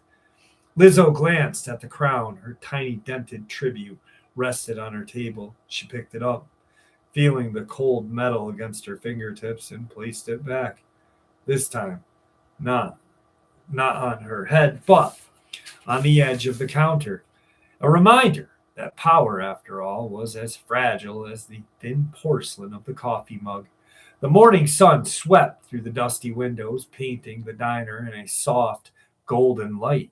The world outside was a stretch of open road, a ribbon of asphalt that promised new halls, new faces, new stories. Inside, the clatter of plates, the hiss of the grill, and that low hum of contended conversation filled the air. Lizzo stood, stretching her arms over her head, feeling the weight of the night lift. She glanced at the ladies, who were now gossiping about the new routine a trucker had taken through the desert, and at Gus, who was juggling a pan of pancakes in his usual flamboyant flair. Earl gave her a nod, his mustache puffed from the fresh cup of coffee. She smiled, a genuine, bright smile that lit up the cramped walls of the diner. The nightmare was over, a fleeting shadow that dissolved with the sunrise. She had survived. She was still the queen, not of a kingdom of blood and oil, but of a stubborn, resilient little outpost that had fed the hungry, gave a place to rest, and if necessary, offered a flirtatious wink to the weary truckers who rolled in. And as the first truckers rolled in, their headlights cut through the gray morning. Lizzo took her place behind the counter, ready to serve up some coffee, pancakes, and a dash of queenie sarcasm to anyone who needed it. She looked up at the neon sign, now humming steadily, and whispered to herself, half joking, half serious. Next time, I'll keep the crown on the wall and the blood in the grinder, okay? She laughed. The sound was warm, human, and unmistakable. The night's horrors were gone, replaced by a comforting rhythm of clinking mugs, sizzling bacon, and soft, steady thrum of the engine rolling past. Proof that, even with the most desolate stretches of highway, there was always a place to stop, to breathe, and to find a little peace. And somewhere, perhaps in the shadows of the night, still lingering, but they were no longer a threat. They were just a lingering echo of a dream. The kingdom of the motel mouth diner lived on, a little messier, a little crazier, but undeniably alive. Why would Lizzo kill everybody? Lizzo killing Earl. Damn it.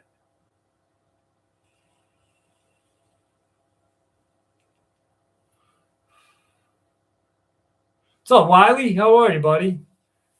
She did have enough. She was chapped. She was getting sick of pegging Earl.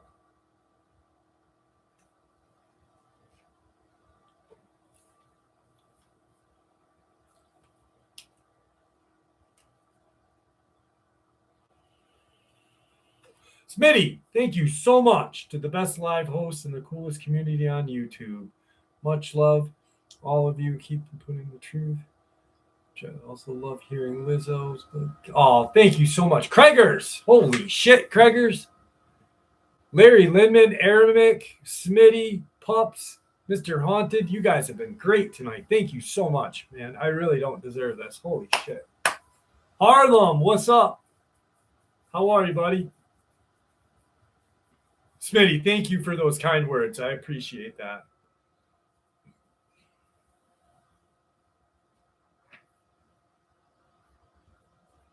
We have 60 new members. 60. Arabic, 20. 20 from Craigers and 20 from Larry Lindman.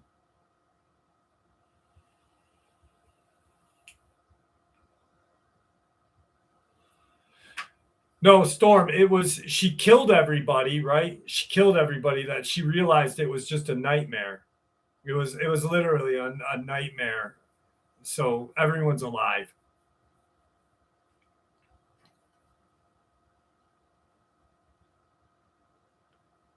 No, everyone's alive. I was gonna say, Harlem, you haven't been here in a while. A Twilight Zone. Yes, yes, that's what I was thinking. I when I got to the end, it was like, how do I finish it off to make like I wanted to make it more dramatic, but I it would have been like four more pages of fucking nothing, like her realizing, oh, I did this, and so it was like just fucking end it there. She killed everybody and fucking was like, oh shit, I didn't kill everybody. I love them. But really, she was getting sick of having to peg Earl.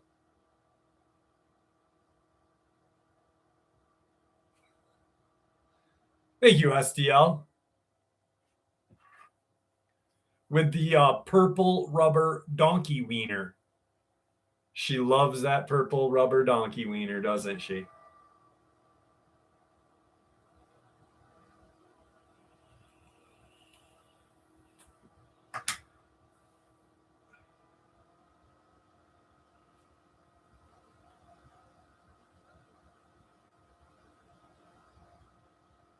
Earl is a hard-working fella.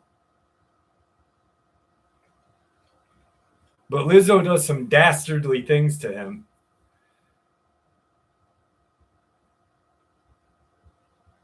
Dinah Russo, how are you?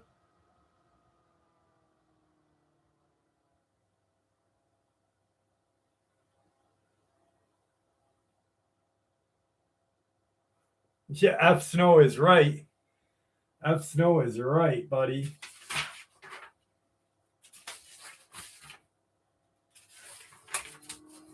I do. Someone asked about Black Eyed Kids earlier. Someone asked about Black Eyed Kids earlier. I have got a Black Eyed Kid story for you guys tonight. What if you did a 90-minute call-in show? It would just kind of. Good night, Bubby. I love you. I'll see you in the morning, Bubba.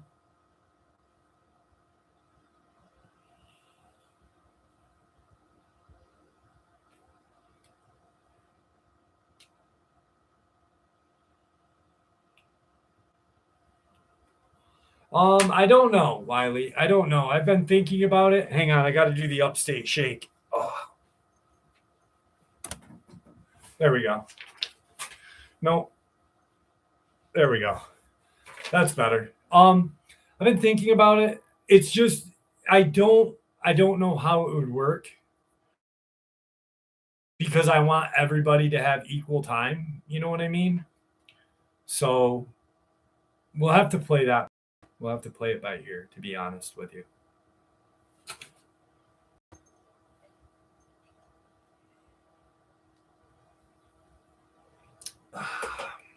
All right, Black Eyed Kids experience. I've always been a sucker for horror from a young age, and I've always loved it until a month ago. It was night, and I was sitting in my cluttered living room with my cat, and I was reading some stuff on some website about horror. It's like horror gasoline to my campfire. I love it. I was scrolling through some stories when I came across a story about a guy encountering some strange kids. He said they were twin boys with a sickly pale skin and black eyes. I snorted and closed the story. I was mildly creeped out by this, but brushed it off casually. My blinds were always closed since I was basically an energy drinking fueled vampire and seldom opened them. I was in a pretty safe neighborhood, so I never had to worry about people kicking down my door in the middle of the night. I was starting to get a bit tired when I heard my cat start to growl. I asked her what was wrong, and she stayed right on that couch staring at the front door. And it was not an angry stare, it was a stare of fear. She never got scared like this before, so I brushed it off, got up, and started to get ready for bed. I was about to take a shower when I heard a knock at the door. Who's there? I called out. No answer. I turned back toward the shower and heard another knock. I let out a groan of frustration and marched towards the door, clad in a towel. I looked through the peephole and saw two little kids, one looking a little older than the other and wearing winter coats. I couldn't see their faces, they were casting shadows. Hello, I said. And one of the kids said, Can you let us in, miss? Said the oldest. We are really cold and hungry. I started shaking a bit as I fumbled for the porch light switch. I flipped it a few times, but the light did not come on. I'm sorry, but I can't help you, I lied as I silently locked the door. Please, the youngest. We will die out here if you don't help us. I tried to get a better look at their facial features, and that's when I noticed that they had sickly, pale skin, black eyes. I started to back away slowly. Then they started banging again. My cat yowled in terror and ran towards my bedroom. I ran to my bedroom and closed the door and covered my ears with from the loud, incessant banging. It continued for another minute, then stopped. I uncovered my ears and went back to the door. I looked outside and thank God they were gone. It's been a month now, and I sleep with the lights on. I'm afraid to go to sleep, actually, but I'm also afraid that they will come back. Maybe I imagined it, and I'm just being paranoid, or maybe I did the right thing and didn't open the door.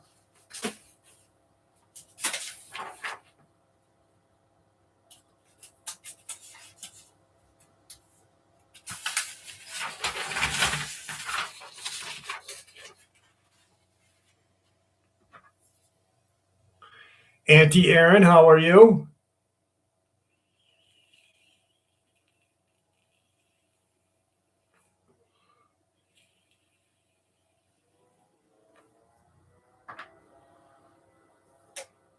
I'm talking about ice cream, I presume.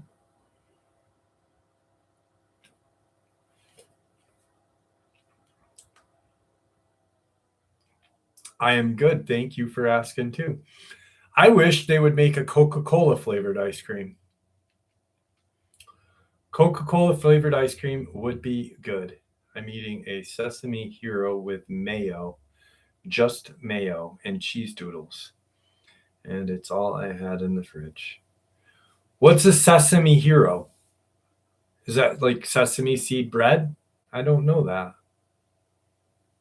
That's my deal, Simone. Um, earlier this week, the kids wanted ice cream. They wanted milkshakes, actually, Belle and Caleb. So I was like, "How about this, guys? I'll buy you fly." And I was like, "But I want a hot fudge sundae." And Belle knows how I like my hot fudge sundaes. I'm very plain.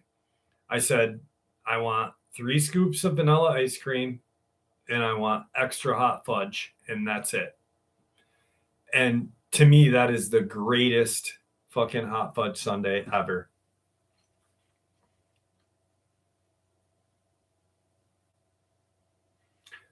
Ooh, I like Coke floats. I like Coke. Is okay, hang on a second. I got to do the shake again. I got to actually physically do the shake. Oh, all right. They were sticking a little rough today. Is I had a friend that lived down south for a while, and they drank something called Coke milk. Have you guys ever heard of this? Where it's Coca Cola and milk. But I think you pour the milk first and add the Coke, or you put the Coke and add the milk. One of the two. It's got to be done a certain way. Has anybody ever heard that? It's a southern thing. Georgia, I believe.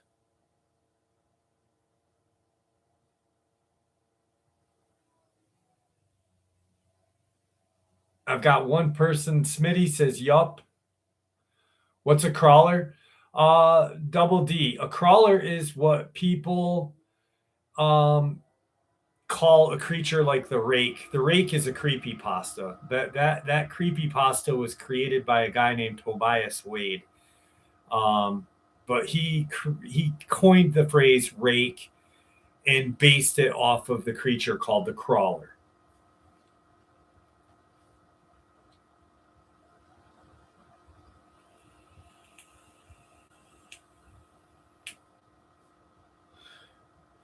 Peanut butter in their Coke. That's fucking foul. That ruins your peanut butter and your Coke. I had a friend that used to put peanut butter on and have his. I'm just kidding. It's a joke. That's gross. I also used to go camping with him, but he woke up sore.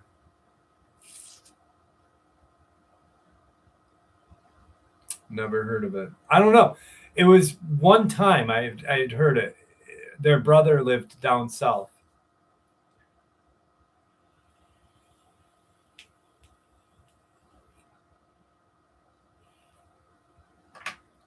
And my dog said, I'm not gay, but $20 is $20. So I was like, fuck it. Here's a 20. Liver pudding. What the fuck is liver pudding, Turbo Christ?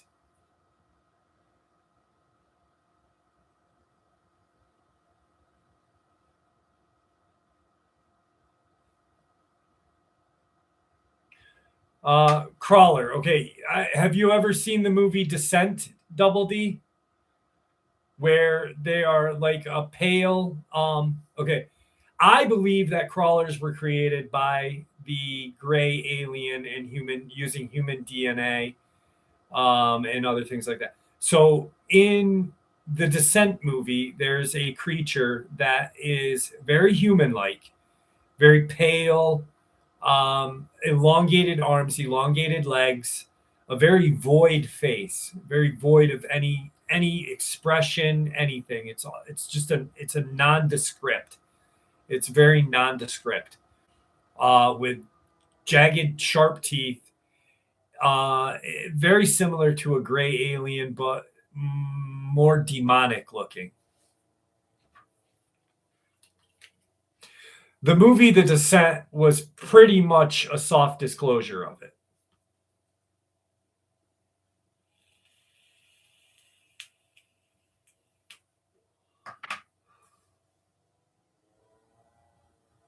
I almost wore the $20 is $20 jersey tonight too. I almost wore it. Descent, Decent. It's a movie. If you get a chance to watch it, it's about 2, 3, 4 girls that go caving. They go spelunking, and they end up running into a herd of these creatures. It's a very great movie. Very great. You will like it. I recommend watching it in the daytime and not at night. It is a decent movie, George. Hardy har har. Ha ha. Hang on, I gotta take off my sweatshirt. Good hot. Ugh.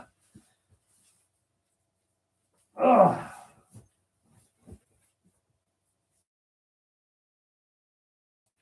Oh.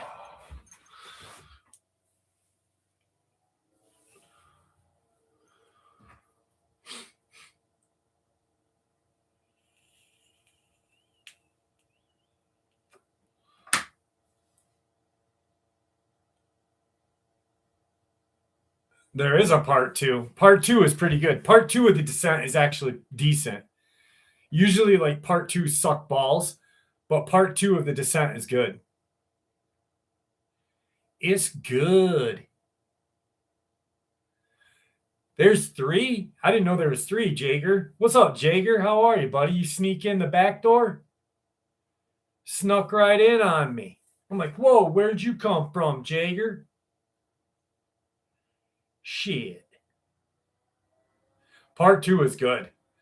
Same girls. There's actually, it follows the storyline. Fucking good. It's good. You know what they should do is, thank you for becoming a member, Lori. I'm behind.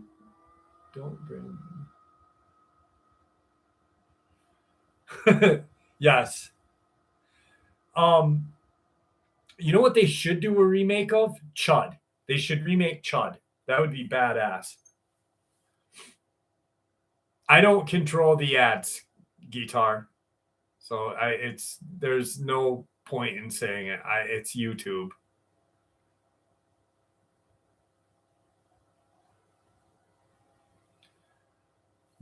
Wolf, what the fuck is that? Dang, a fucking that would be amazing. A remake of Chud. So good. Rockin' Steady, thank you so much. Are there any accounts of crawlers being killed? Yes. Fucking Rob and Junior out in Silver City, New Mexico. They had seen a crawler get killed or Rob Sr. had talked to former sheriff deputy that was his friend, and there was a small mine out that way, and he had seen a dogman kill a crawler. They actually had come out thinking it was a kid and realized that it was not a kid. So, yeah. Have I seen a dogman? Yes, I have seen a dog. Jager, thank you so much. Sneaking in the back door and ripping off $20, baby. Yeah. I've had my own dogman encounter, yes. I'll share it quick with you. I actually talked to the person that I had it with today. So it was 1994, and myself, my best friend Martin, who's Czechoslovakian, Gabe, who was our designated driver because we were too young to drive at night after 9, my girlfriend at the time, and my best friend Martin's girlfriend. So we're all hanging out. We're in this housing development that was getting built. They were just building these houses, and there's all these skeletal houses that are being built, and at different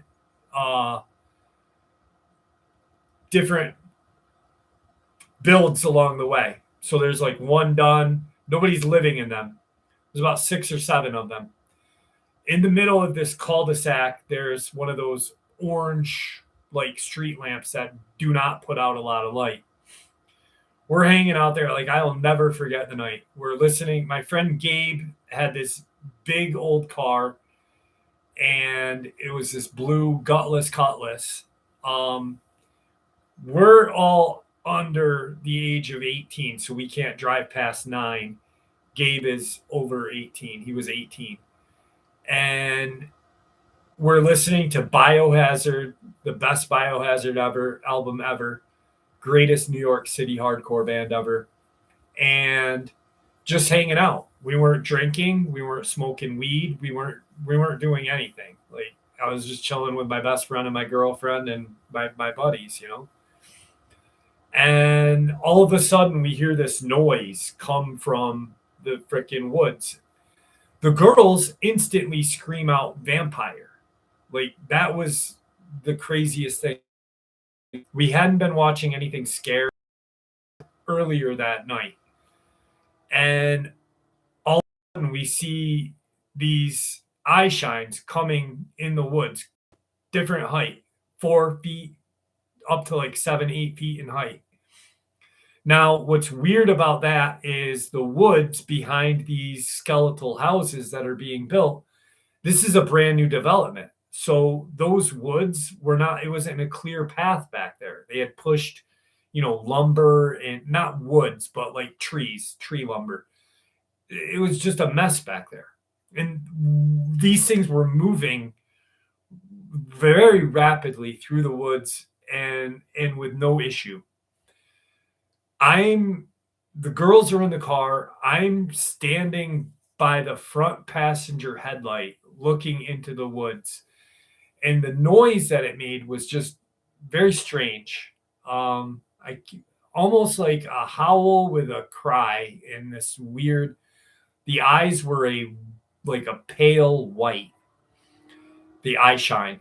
And my friend Martin, I'm shocked. I'm like not brave at any point in this. I'm more or less standing there in confusion and fear. My friend Martin, being Czechoslovakian, Jeff, get in the car, bitch, and pulls me into the car. And we drive out of the cul-de-sac. And when we get to the thing, by the stop sign, there's something standing by the stop sign. It was rather large, as tall as the stop sign. It looked similar to what a Dogman looks like, except it was definitely not steroid induced. This thing, it almost looked like Anubis a little bit, but very straight. It didn't look like it was from this planet or this dimension or whatever. It was fucking scary. We bounce and get the fuck out of there. However, it got to the end of the road before we did is another mystery. Martin and I go back the next day and we're looking for like tracks or whatever. And the guy, the foreman of this cul-de-sac building thing, sees us and we're looking around and he starts yelling like, get the fuck out of here. And we're like, what the reason why he said that was because during these builds, where I live in the foothills of the Adirondacks, there was a housing boom and people had been stealing wood. Obviously we weren't doing that. We were looking for these tracks. Well, Martin very quickly, which is shocking because he's very kind of thick, said, we're just looking for my dog. We haven't seen him since last night. The guy goes, oh shit, sorry. He goes, yeah, look around, no problem. He goes, guys, he goes, last night before we were packing up though, he goes, we heard a lot of ruckus out there and what sounded like a bunch of dogs or whatever fighting and making a bunch of noise. And this was before we left, but maybe that's your dog. And we're like, yeah, maybe. Now, I lost contact with Gabe. He kind of just dropped off the driver. And years later, I run into him and I'm like, hey, do you remember that night? And he's like, yeah. He goes, I go, why'd you stop talking to us? And he's like, I stopped talking to you guys because I blame you and Martin. And I'm like, why do you blame us? And he's like, because you guys listen to death metal and you summoned those things. And I'm like, the fuck? We didn't summon anything. Like, dude, you listen to that music too, you bonehead. But anyway, what he says to us, or me, is I was sitting in the car and you guys were out in front of the car hanging out. My door was open and like 25 seconds to 30 seconds before that first noise, Gabe watched two of these creatures walk across the road, quadruped, but they were very huge, and get in the woods behind the car. So they were trying to ambush us that night. Luckily, we had gotten out of there. That's my experience. That's what got me into this since 1994.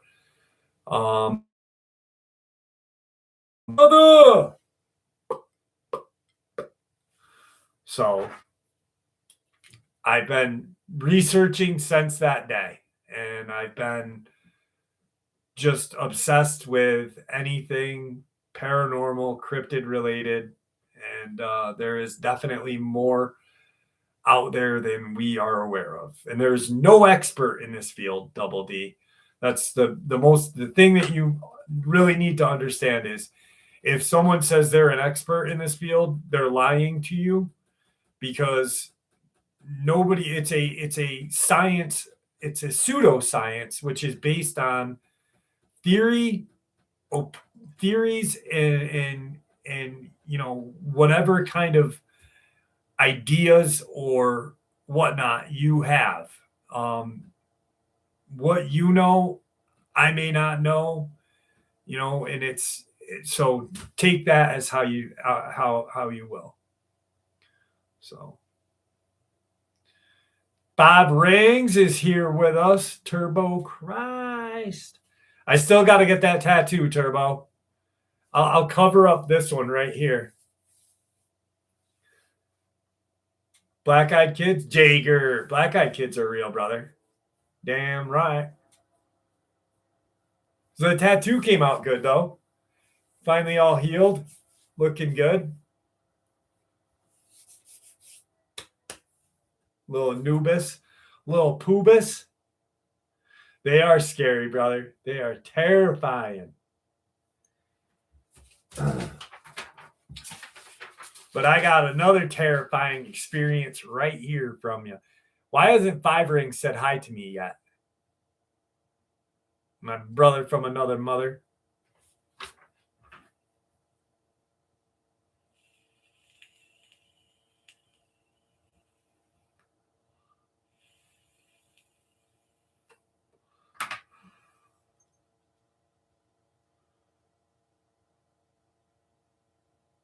Fuck it, Smitty. Do it. Do it tonight. Do it now.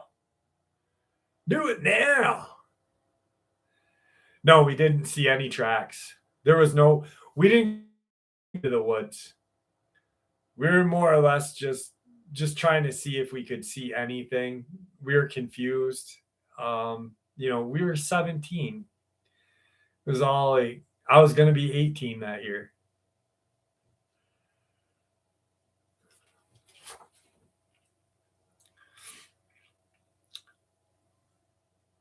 Let me preface by saying this. I am not really a skeptic, but I look for logical reasoning on everything first and foremost, and frankly, think 99% of the paranormal stuff has a logical scientific explanation. Here's my thing. Lately, I've been noticing glimpses of what I can only describe as a large black dog. So first, I've never been able to see the entire thing, and frustratingly, it's always something I think can be explained away logically. But I find it strange it's always a dog. So if you guys are into this have explanation, I would love to hear it. It started a month ago when I was closing alone at work. It's a 2-people job, but someone was sick, so I was exhausted. And as I'm washing dishes, from the very corner of my eye, I caught a glimpse of something black. It was like the top of a dog going from the shoulders down to the tail. But I didn't see the head nor legs. Counter blocked that. And it walked behind the wall so quickly I lost sight of it. Less than a second. I double checked, but of course nothing. Second time it happened, once again I was closing alone and I was in the same spot. The sink, around the same area, mind you. I was even more exhausted this time and sleep deprived. But this time I caught a glimpse of the entire top side. As I saw a downward facing ear, except this time I saw it walk by a stool and heard the stool move, but didn't see it move. This one was even more frustrating because I checked and the stool was out of place. But I could have just forgotten to put it back in place after a customer had sat. And as I said, I only heard it move, didn't see it. Normally, with just 2 instances, I could care less. But the last night, I awoke in the middle of the night to singular loud barks. Once again, this can be explained as me being in the middle of a dream, nothing really supernatural. To me, this all sounds like exhaustion, especially as I've been very stressed in life lately. However, the only peculiar thing to me is that it is always a dog. To the believers, is there anything related to dogs in the supernatural? I always hear stuff about ghosts being like humans, not animals, and to skeptic, can hallucinations be consistent? Yeah, it's probably what they're seeing is like a Cadejo or like a black dog, like not a Dogman, definitely not. Maybe a Cadejo. I would say. Jarrett Keith, how are you? Sorry I missed you. No, I don't think I did. I think I said hi. Yeah.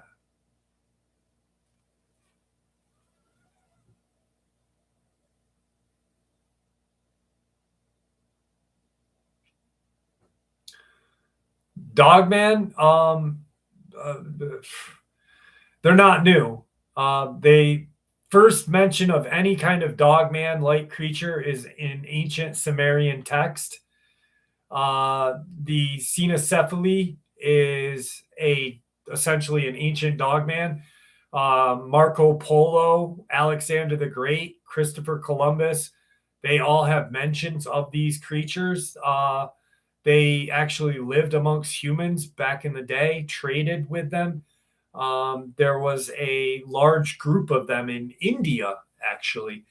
So these things are not a new creature, definitely not.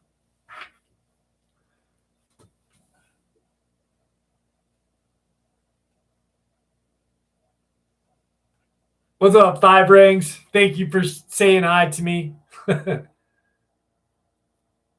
A lot of people don't, Double D. It's you have to. I'm doing well, brother. I am doing well. You really have to. It's something that's not talked about amongst the public. So, it's like deep underground military bases or DUMBs is not something that the average person would know about.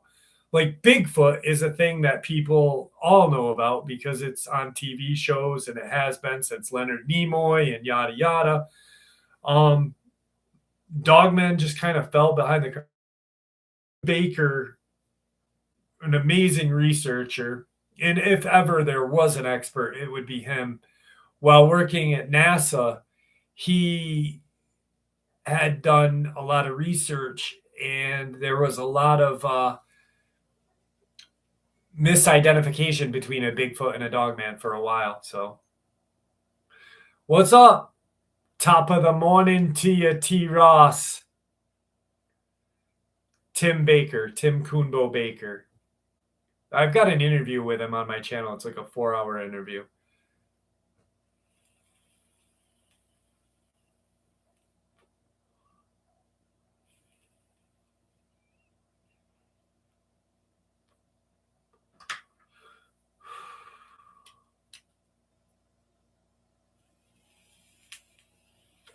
What happened? Shut up your face. Was there something on the screen? I've had moments of that before. Exactly, Wiley. Deep underground facilities. Thank you. Hey, Double D, welcome to the show. Welcome to the channel. And don't hesitate to ask questions. If I can't answer them and I don't see it, someone will answer it in here. I glitched. No shit. Huh. I'll have to go back and check 2 hours in. What did I do? What the fuck did I do? What's up, Blue Days? How are you? Everyone give Double D a warm welcome tonight, guys.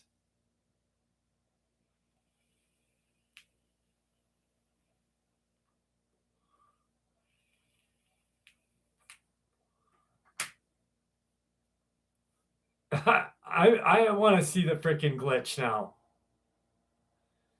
Damn.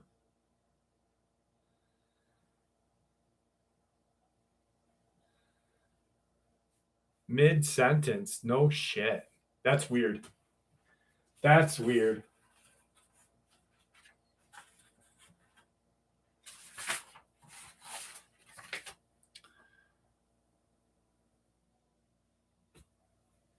Oh, I forgot, Scott, you're in Hawaii. I forgot all about that.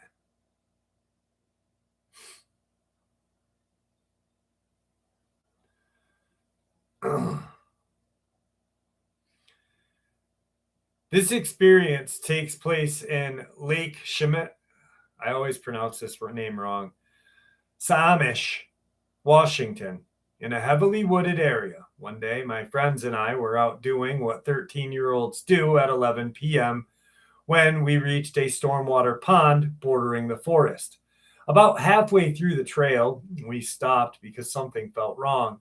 We all felt like we were being watched. Suddenly, 3 humanoid creatures, roughly 5 feet tall, crawled across the trail as if they were casually having a Sunday walk.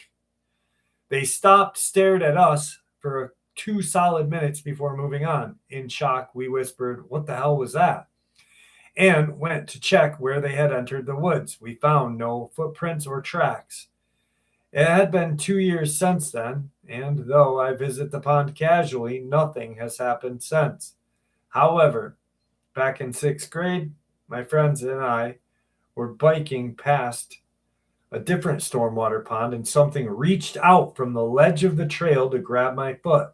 I felt uneasy the whole time and managed to pedal faster just in time to escape. When we cleared the trail, we looked back and saw it standing there, simply observing us. We went home and have not talked about it since, and luckily, everyone is still alive. I know most people will probably brush this off as a kid's imagination, but it definitely was not. All of us clearly remember those figures, the way they moved, the way I physically felt one touch my leg. Thank you for allowing me to share. Thank you for not judging. No, Jane isn't here tonight, brother. I texted her a little while ago. I'm going to check and see. Nah, she's sleeping. My message got delivered, but the godmother is sleeping.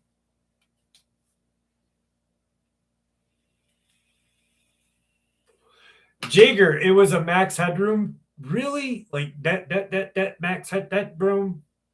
I love Max Headroom. They should do a remake of Max Headroom too. That'd be badass. Imagine that, like a whole remake of Max Headroom. She's probably good. She's probably just resting. Probably just resting.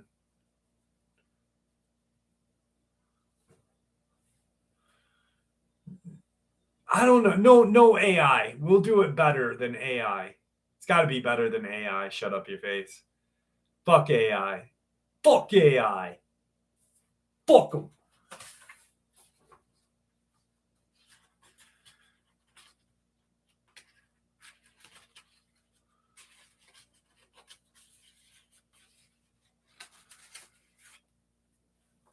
Pee-wee, Max Headroom, and Grace Jones.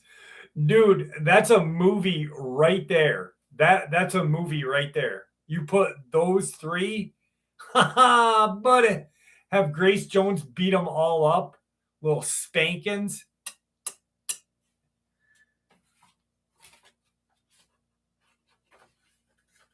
That'd be sick.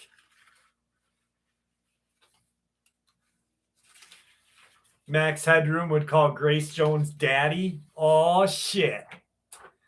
I would pay to see that movie. You know it, SDL.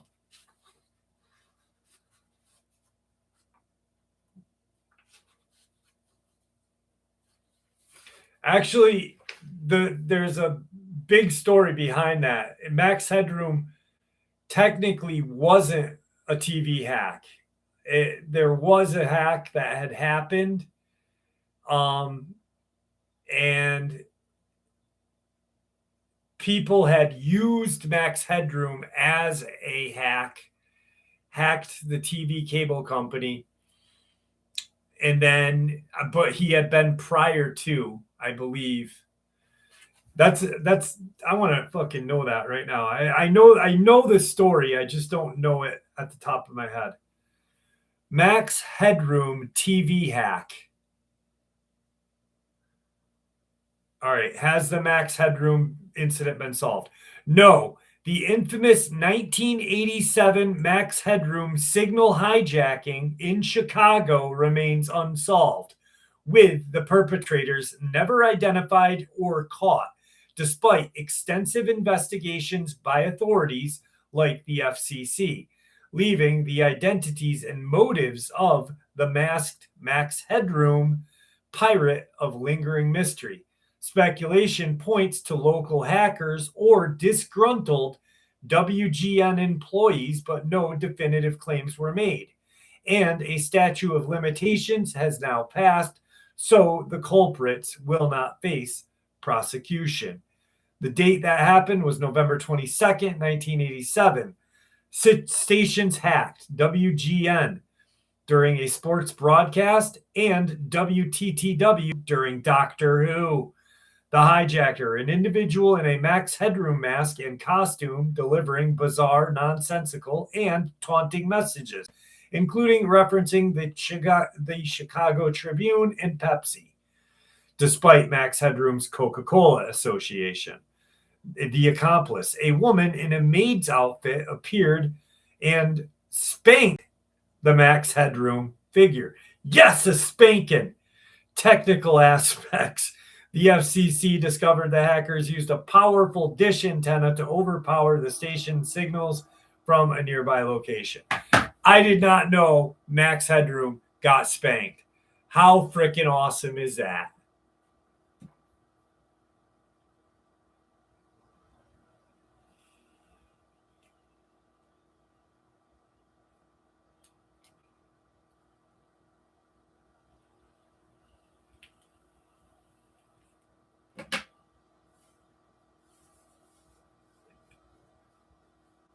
Julie, you were in Chicago during that time?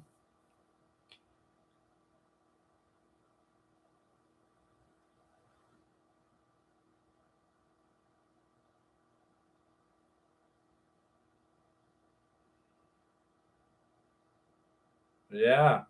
Well, I knew you are now, but I didn't know like back then. Soon, George, soon. Huh. That's awesome that you got to see it firsthand. I remember I was 11. I used to rock my Max Headroom t-shirt. That was my favorite shirt, Max Headroom. Bangora magazine was badass.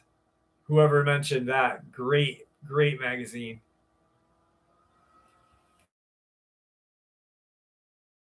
Live too, Jeremy. No shit. That's awesome. Ugh, damn it. Who is Max Headroom? Pity. It was a kind of like an AI created thing. It was AI before AI. It was a Coca-Cola kind of thing. He had like it was like weird static on the TV, and he's like Max, Max, Max Headroom, Max Headroom. It was fucking great. YouTubing.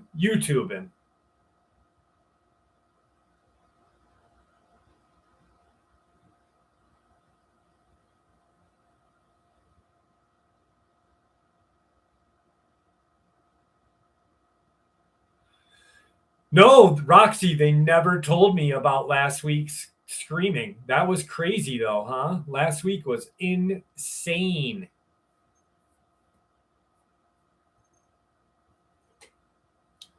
I told my dad about that, and my dad's like, you may have stopped like a kid getting trafficked in a garbage can. Because that's literally what it sounded like.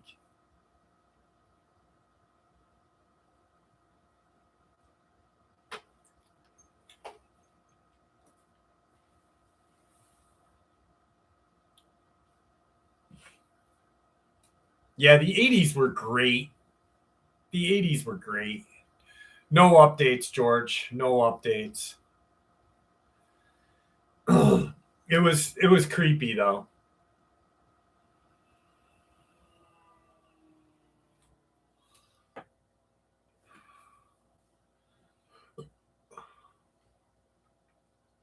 I hope I never have to hear it again. That was so bizarre. ColecoVision, baby. Fuck Atari. ColecoVision.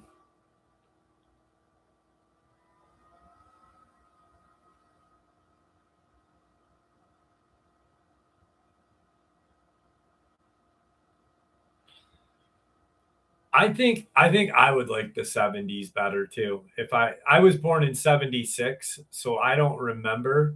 Yeah, there was a little kid screaming.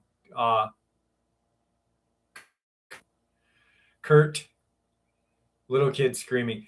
It sounded like when one of my daughters had a tantrum when they were little.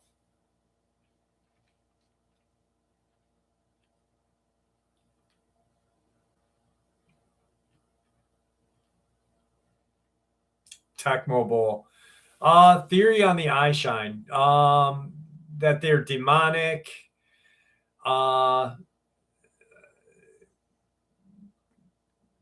did just different things.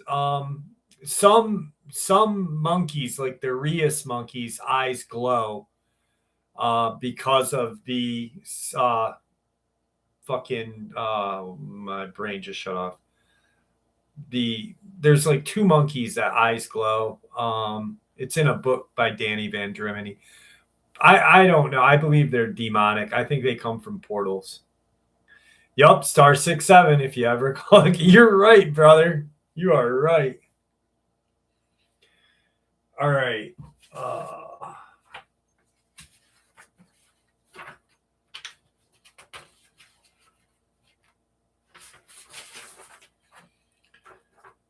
Here's my experience. My mom and I saw something in Nelson County, Virginia back in 2008. We were on a friend's farm. The property was very expansive and the surrounding area is undeveloped. It was very late at night, around midnight, and it was warm and humid. From about 30 feet away, we saw some kind of creature. It was crawling around in the courtyard of a semi abandoned building on the property. This particular building dates back to the early 1800s, but there are newer structures nearby. The creature was large, 7, maybe 9 feet long, crawling strangely. By the way it moved, it seemed like it was attempting to remain unseen. It looked thin, almost skeletal, and I remember it being extremely pale white. I did not get a good look at the facial features, both because of the angle and the low light. I described it to a cryptozoologist friend of mine, a cross between a deer and a big cat, but I was really trying to avoid the term humanoid. After I got my answer, a puma in cryptozoology from my cryptozoologist friend, I discussed the possibility of it being what we saw with my mom, showed her sources, pics. She remembers it being fleshy pink in color. I remember it being white, but otherwise, our memories of the creature are the same. One more detail I forgot to add. Someone who lived on the farm where we saw it would not go to that area of the property alone after dark, refused to say why. After learning what a crawler is, I am convinced that is what we saw. Thank you guys for letting me share this. All right. Does anyone know what I have in my hands right now? I'll give you one guess. One guess.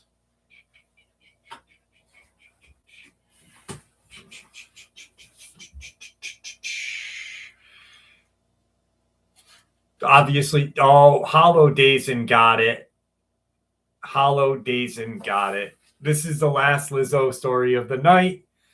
The neon open sign flickered over Marty's diner and truck stop like a tired eye blinking awake. A desert wind sighed across the tarmac outside, rattling the rusty milk metal trash cans and sending a few tumbleweeds rolling past the chrome painted pumps.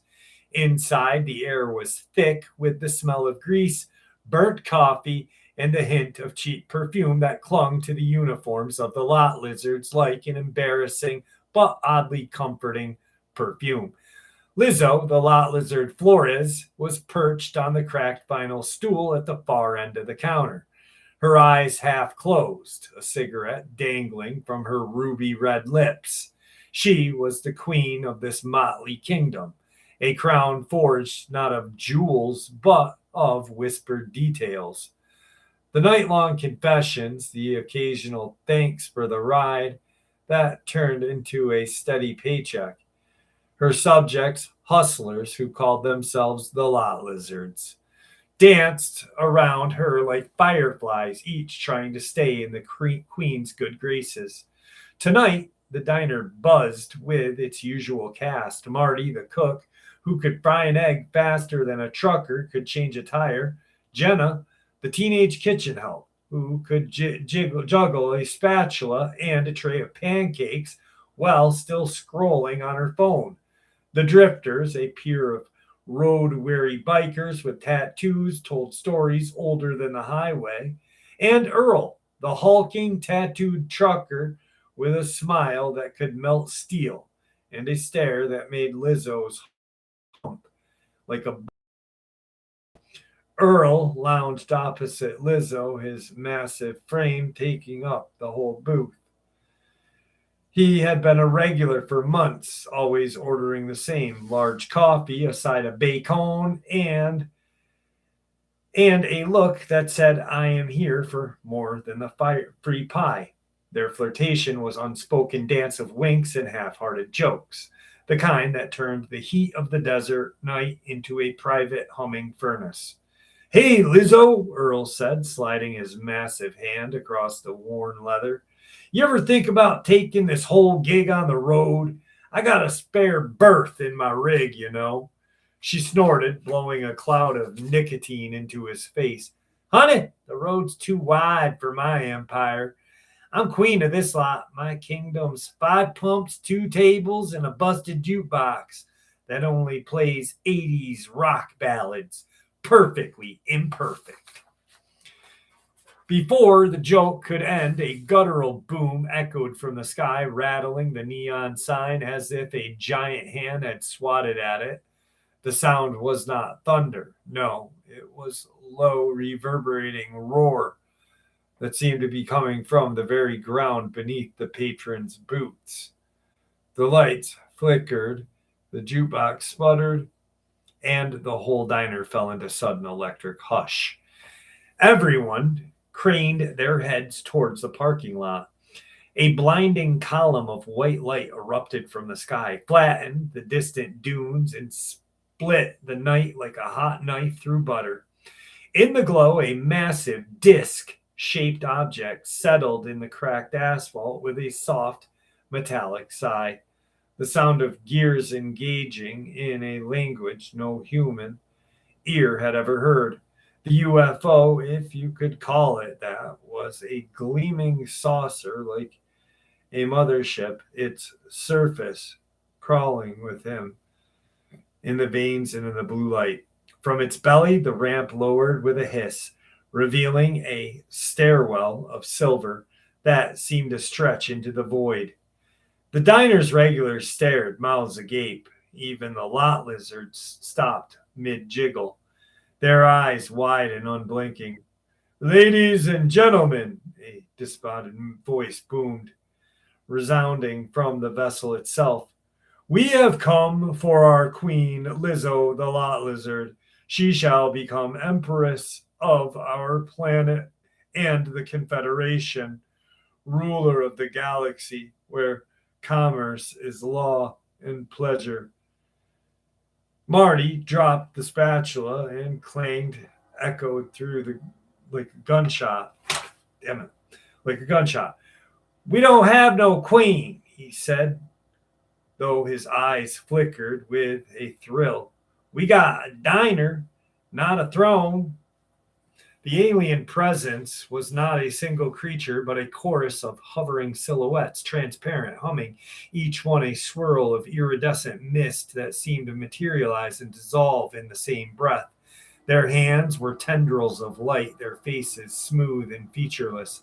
But when they focused on Lizzo, the air cracked with an eerie electric charge. In a flash of violet illumination, a tendril shot forward, snatching at Lizzo's shoulder. She let out a startled gasp, the cigarette falling to the floor, hissing as it met the broken tile. The alien's grip was cold, not the icy touch of death, but a magnetic pull that seemed to yank at the very core of her being.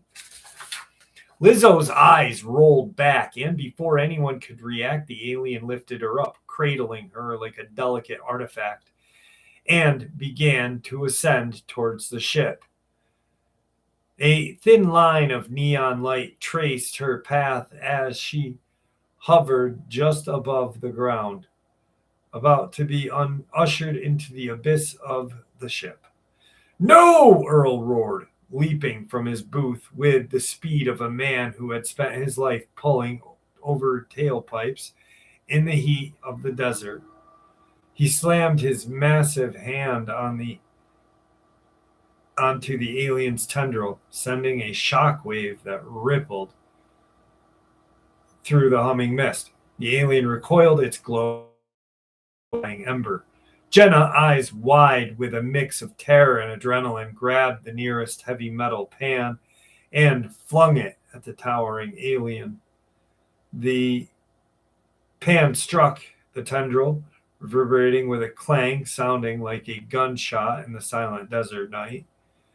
The air had been. The aliens. Damn it. Had been. How did I lose it? The air had been. Marty, never one to sit idle, grabbed a wrench from the back of the kitchen. We ain't gonna let that pile of shit, whatever it is, take our queen. He barreled toward the ramp, swinging the wrench with a fury that made the alien silhouettes flare with static.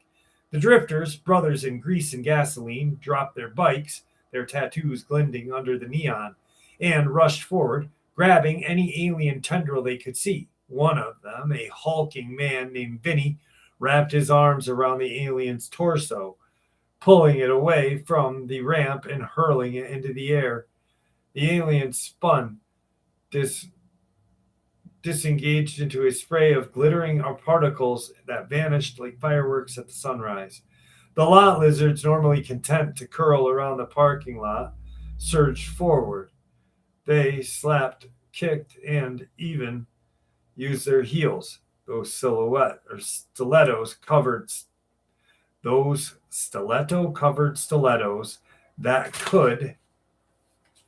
Jesus, I'm having a hard time with this. That could pierce a tire, focusing on the alien's tendrils with an unhinged ferocity. One of them, a wiry girl named Tasha, pulled out a pocket knife and jabbed the glowing tendril, causing it to sputter and collapse into an eerie hiss. Earl, still seething, grabbed his massive steel chain, originally a spare from his rig's winch, and whirled it like a lasso. The chain arced through the air, striking the alien command pod, and hoovered over to the ramp. The pod exploded in its core rupturing, sending a pulse that knocked over one of the aliens, as if they had been hit with a wave of static electricity.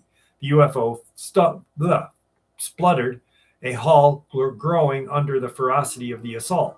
A low, resonant hum filled the air. Part alarm, part desperation, the ramp began to retract, metal grinding against metal. The alien silhouettes recoiled, dissolving into a mist, and retreated into the ship. For a breathless second, the massive hatch opened on the side of the aircraft, revealing a swirling vortex of dark, star-speckled space. Out of that vortex, a flood of alien silhouettes poured out, their forms becoming more defined, tall, gaunt beings with a elongated head. Eyes were polished like obsidian, and mouths seemed to vibrate with the aliens' whispers. The diner's patrons, brushed and bruised and battered, stood shoulder to shoulder. Their eyes flickered back and forth, taking in the onslaught. The lot lizards, though usually more seasonal, is dealing with human customers, now found themselves facing intergalactic invaders. We got to close the hatch, Marty shouted, sprinting back to the truck stop where the service door lay. He slammed it shut, wrench in hand, pulling the massive metal bolt into place. The humming of the alien's voice grew louder, but they could not have the door healed, sealing it. The final guttural boom echoed from the alien ship engines as they roared to life, sending a shockwave throughout the desert floor. The ground trembled, and a plume of dust erupted from the air of the diner, giving the illusion that the whole world was about to split open. When the shaking stopped, the UFO's lights dimmed, and the ramp retracted completely. Um, the massive saucer hovered for a moment, its glowing veins pulsing slow, a mournful rhythm, then lifted off, casting a final glance towards the driver's windows before vanishing into the night. Since fell over a lot, Silence fell over the lot. The neon sign hummed back to life, albeit a little dimmer, as if recovering from a sudden heart attack. Lizzo lay on the floor, breathing hard, her cigarette a charred stub in the greasy tile. Earl kneeled beside her, his massive hand gentle as a feather. "You okay?" he asked, his voice low, his eyes reflecting a flickering neon. She opened her eyes, blood still tinting on her lashes, but a smile spread across her face. A smile that was half triumphant, half something. I think I'm more okay, she croaked, pulling herself up to Earl. "You just got to get me a new title, Queen of the Night, Defender of the Lot." Earl chuckled, a deep, rumbling sound that made the kitchen plates vibrate. "Well, my queen, I've always wanted to be your knight in shining armor. I guess this is my chance." Marty clapped a hand on Earl's broad shoulders. "You saved the whole place, Earl. The lot lizards owe you big. Maybe a weekend of free meals." Lizzo laughed and sounded like an echoing broken record, but full of genuine mirth. "And one for AM ready to return the favor." She glanced at the lot lizards, who were now gathering themselves, dusting their heels, and looking at her wish of newfound reverence. Sorry, guys, I am beat. Holy shit. Oh.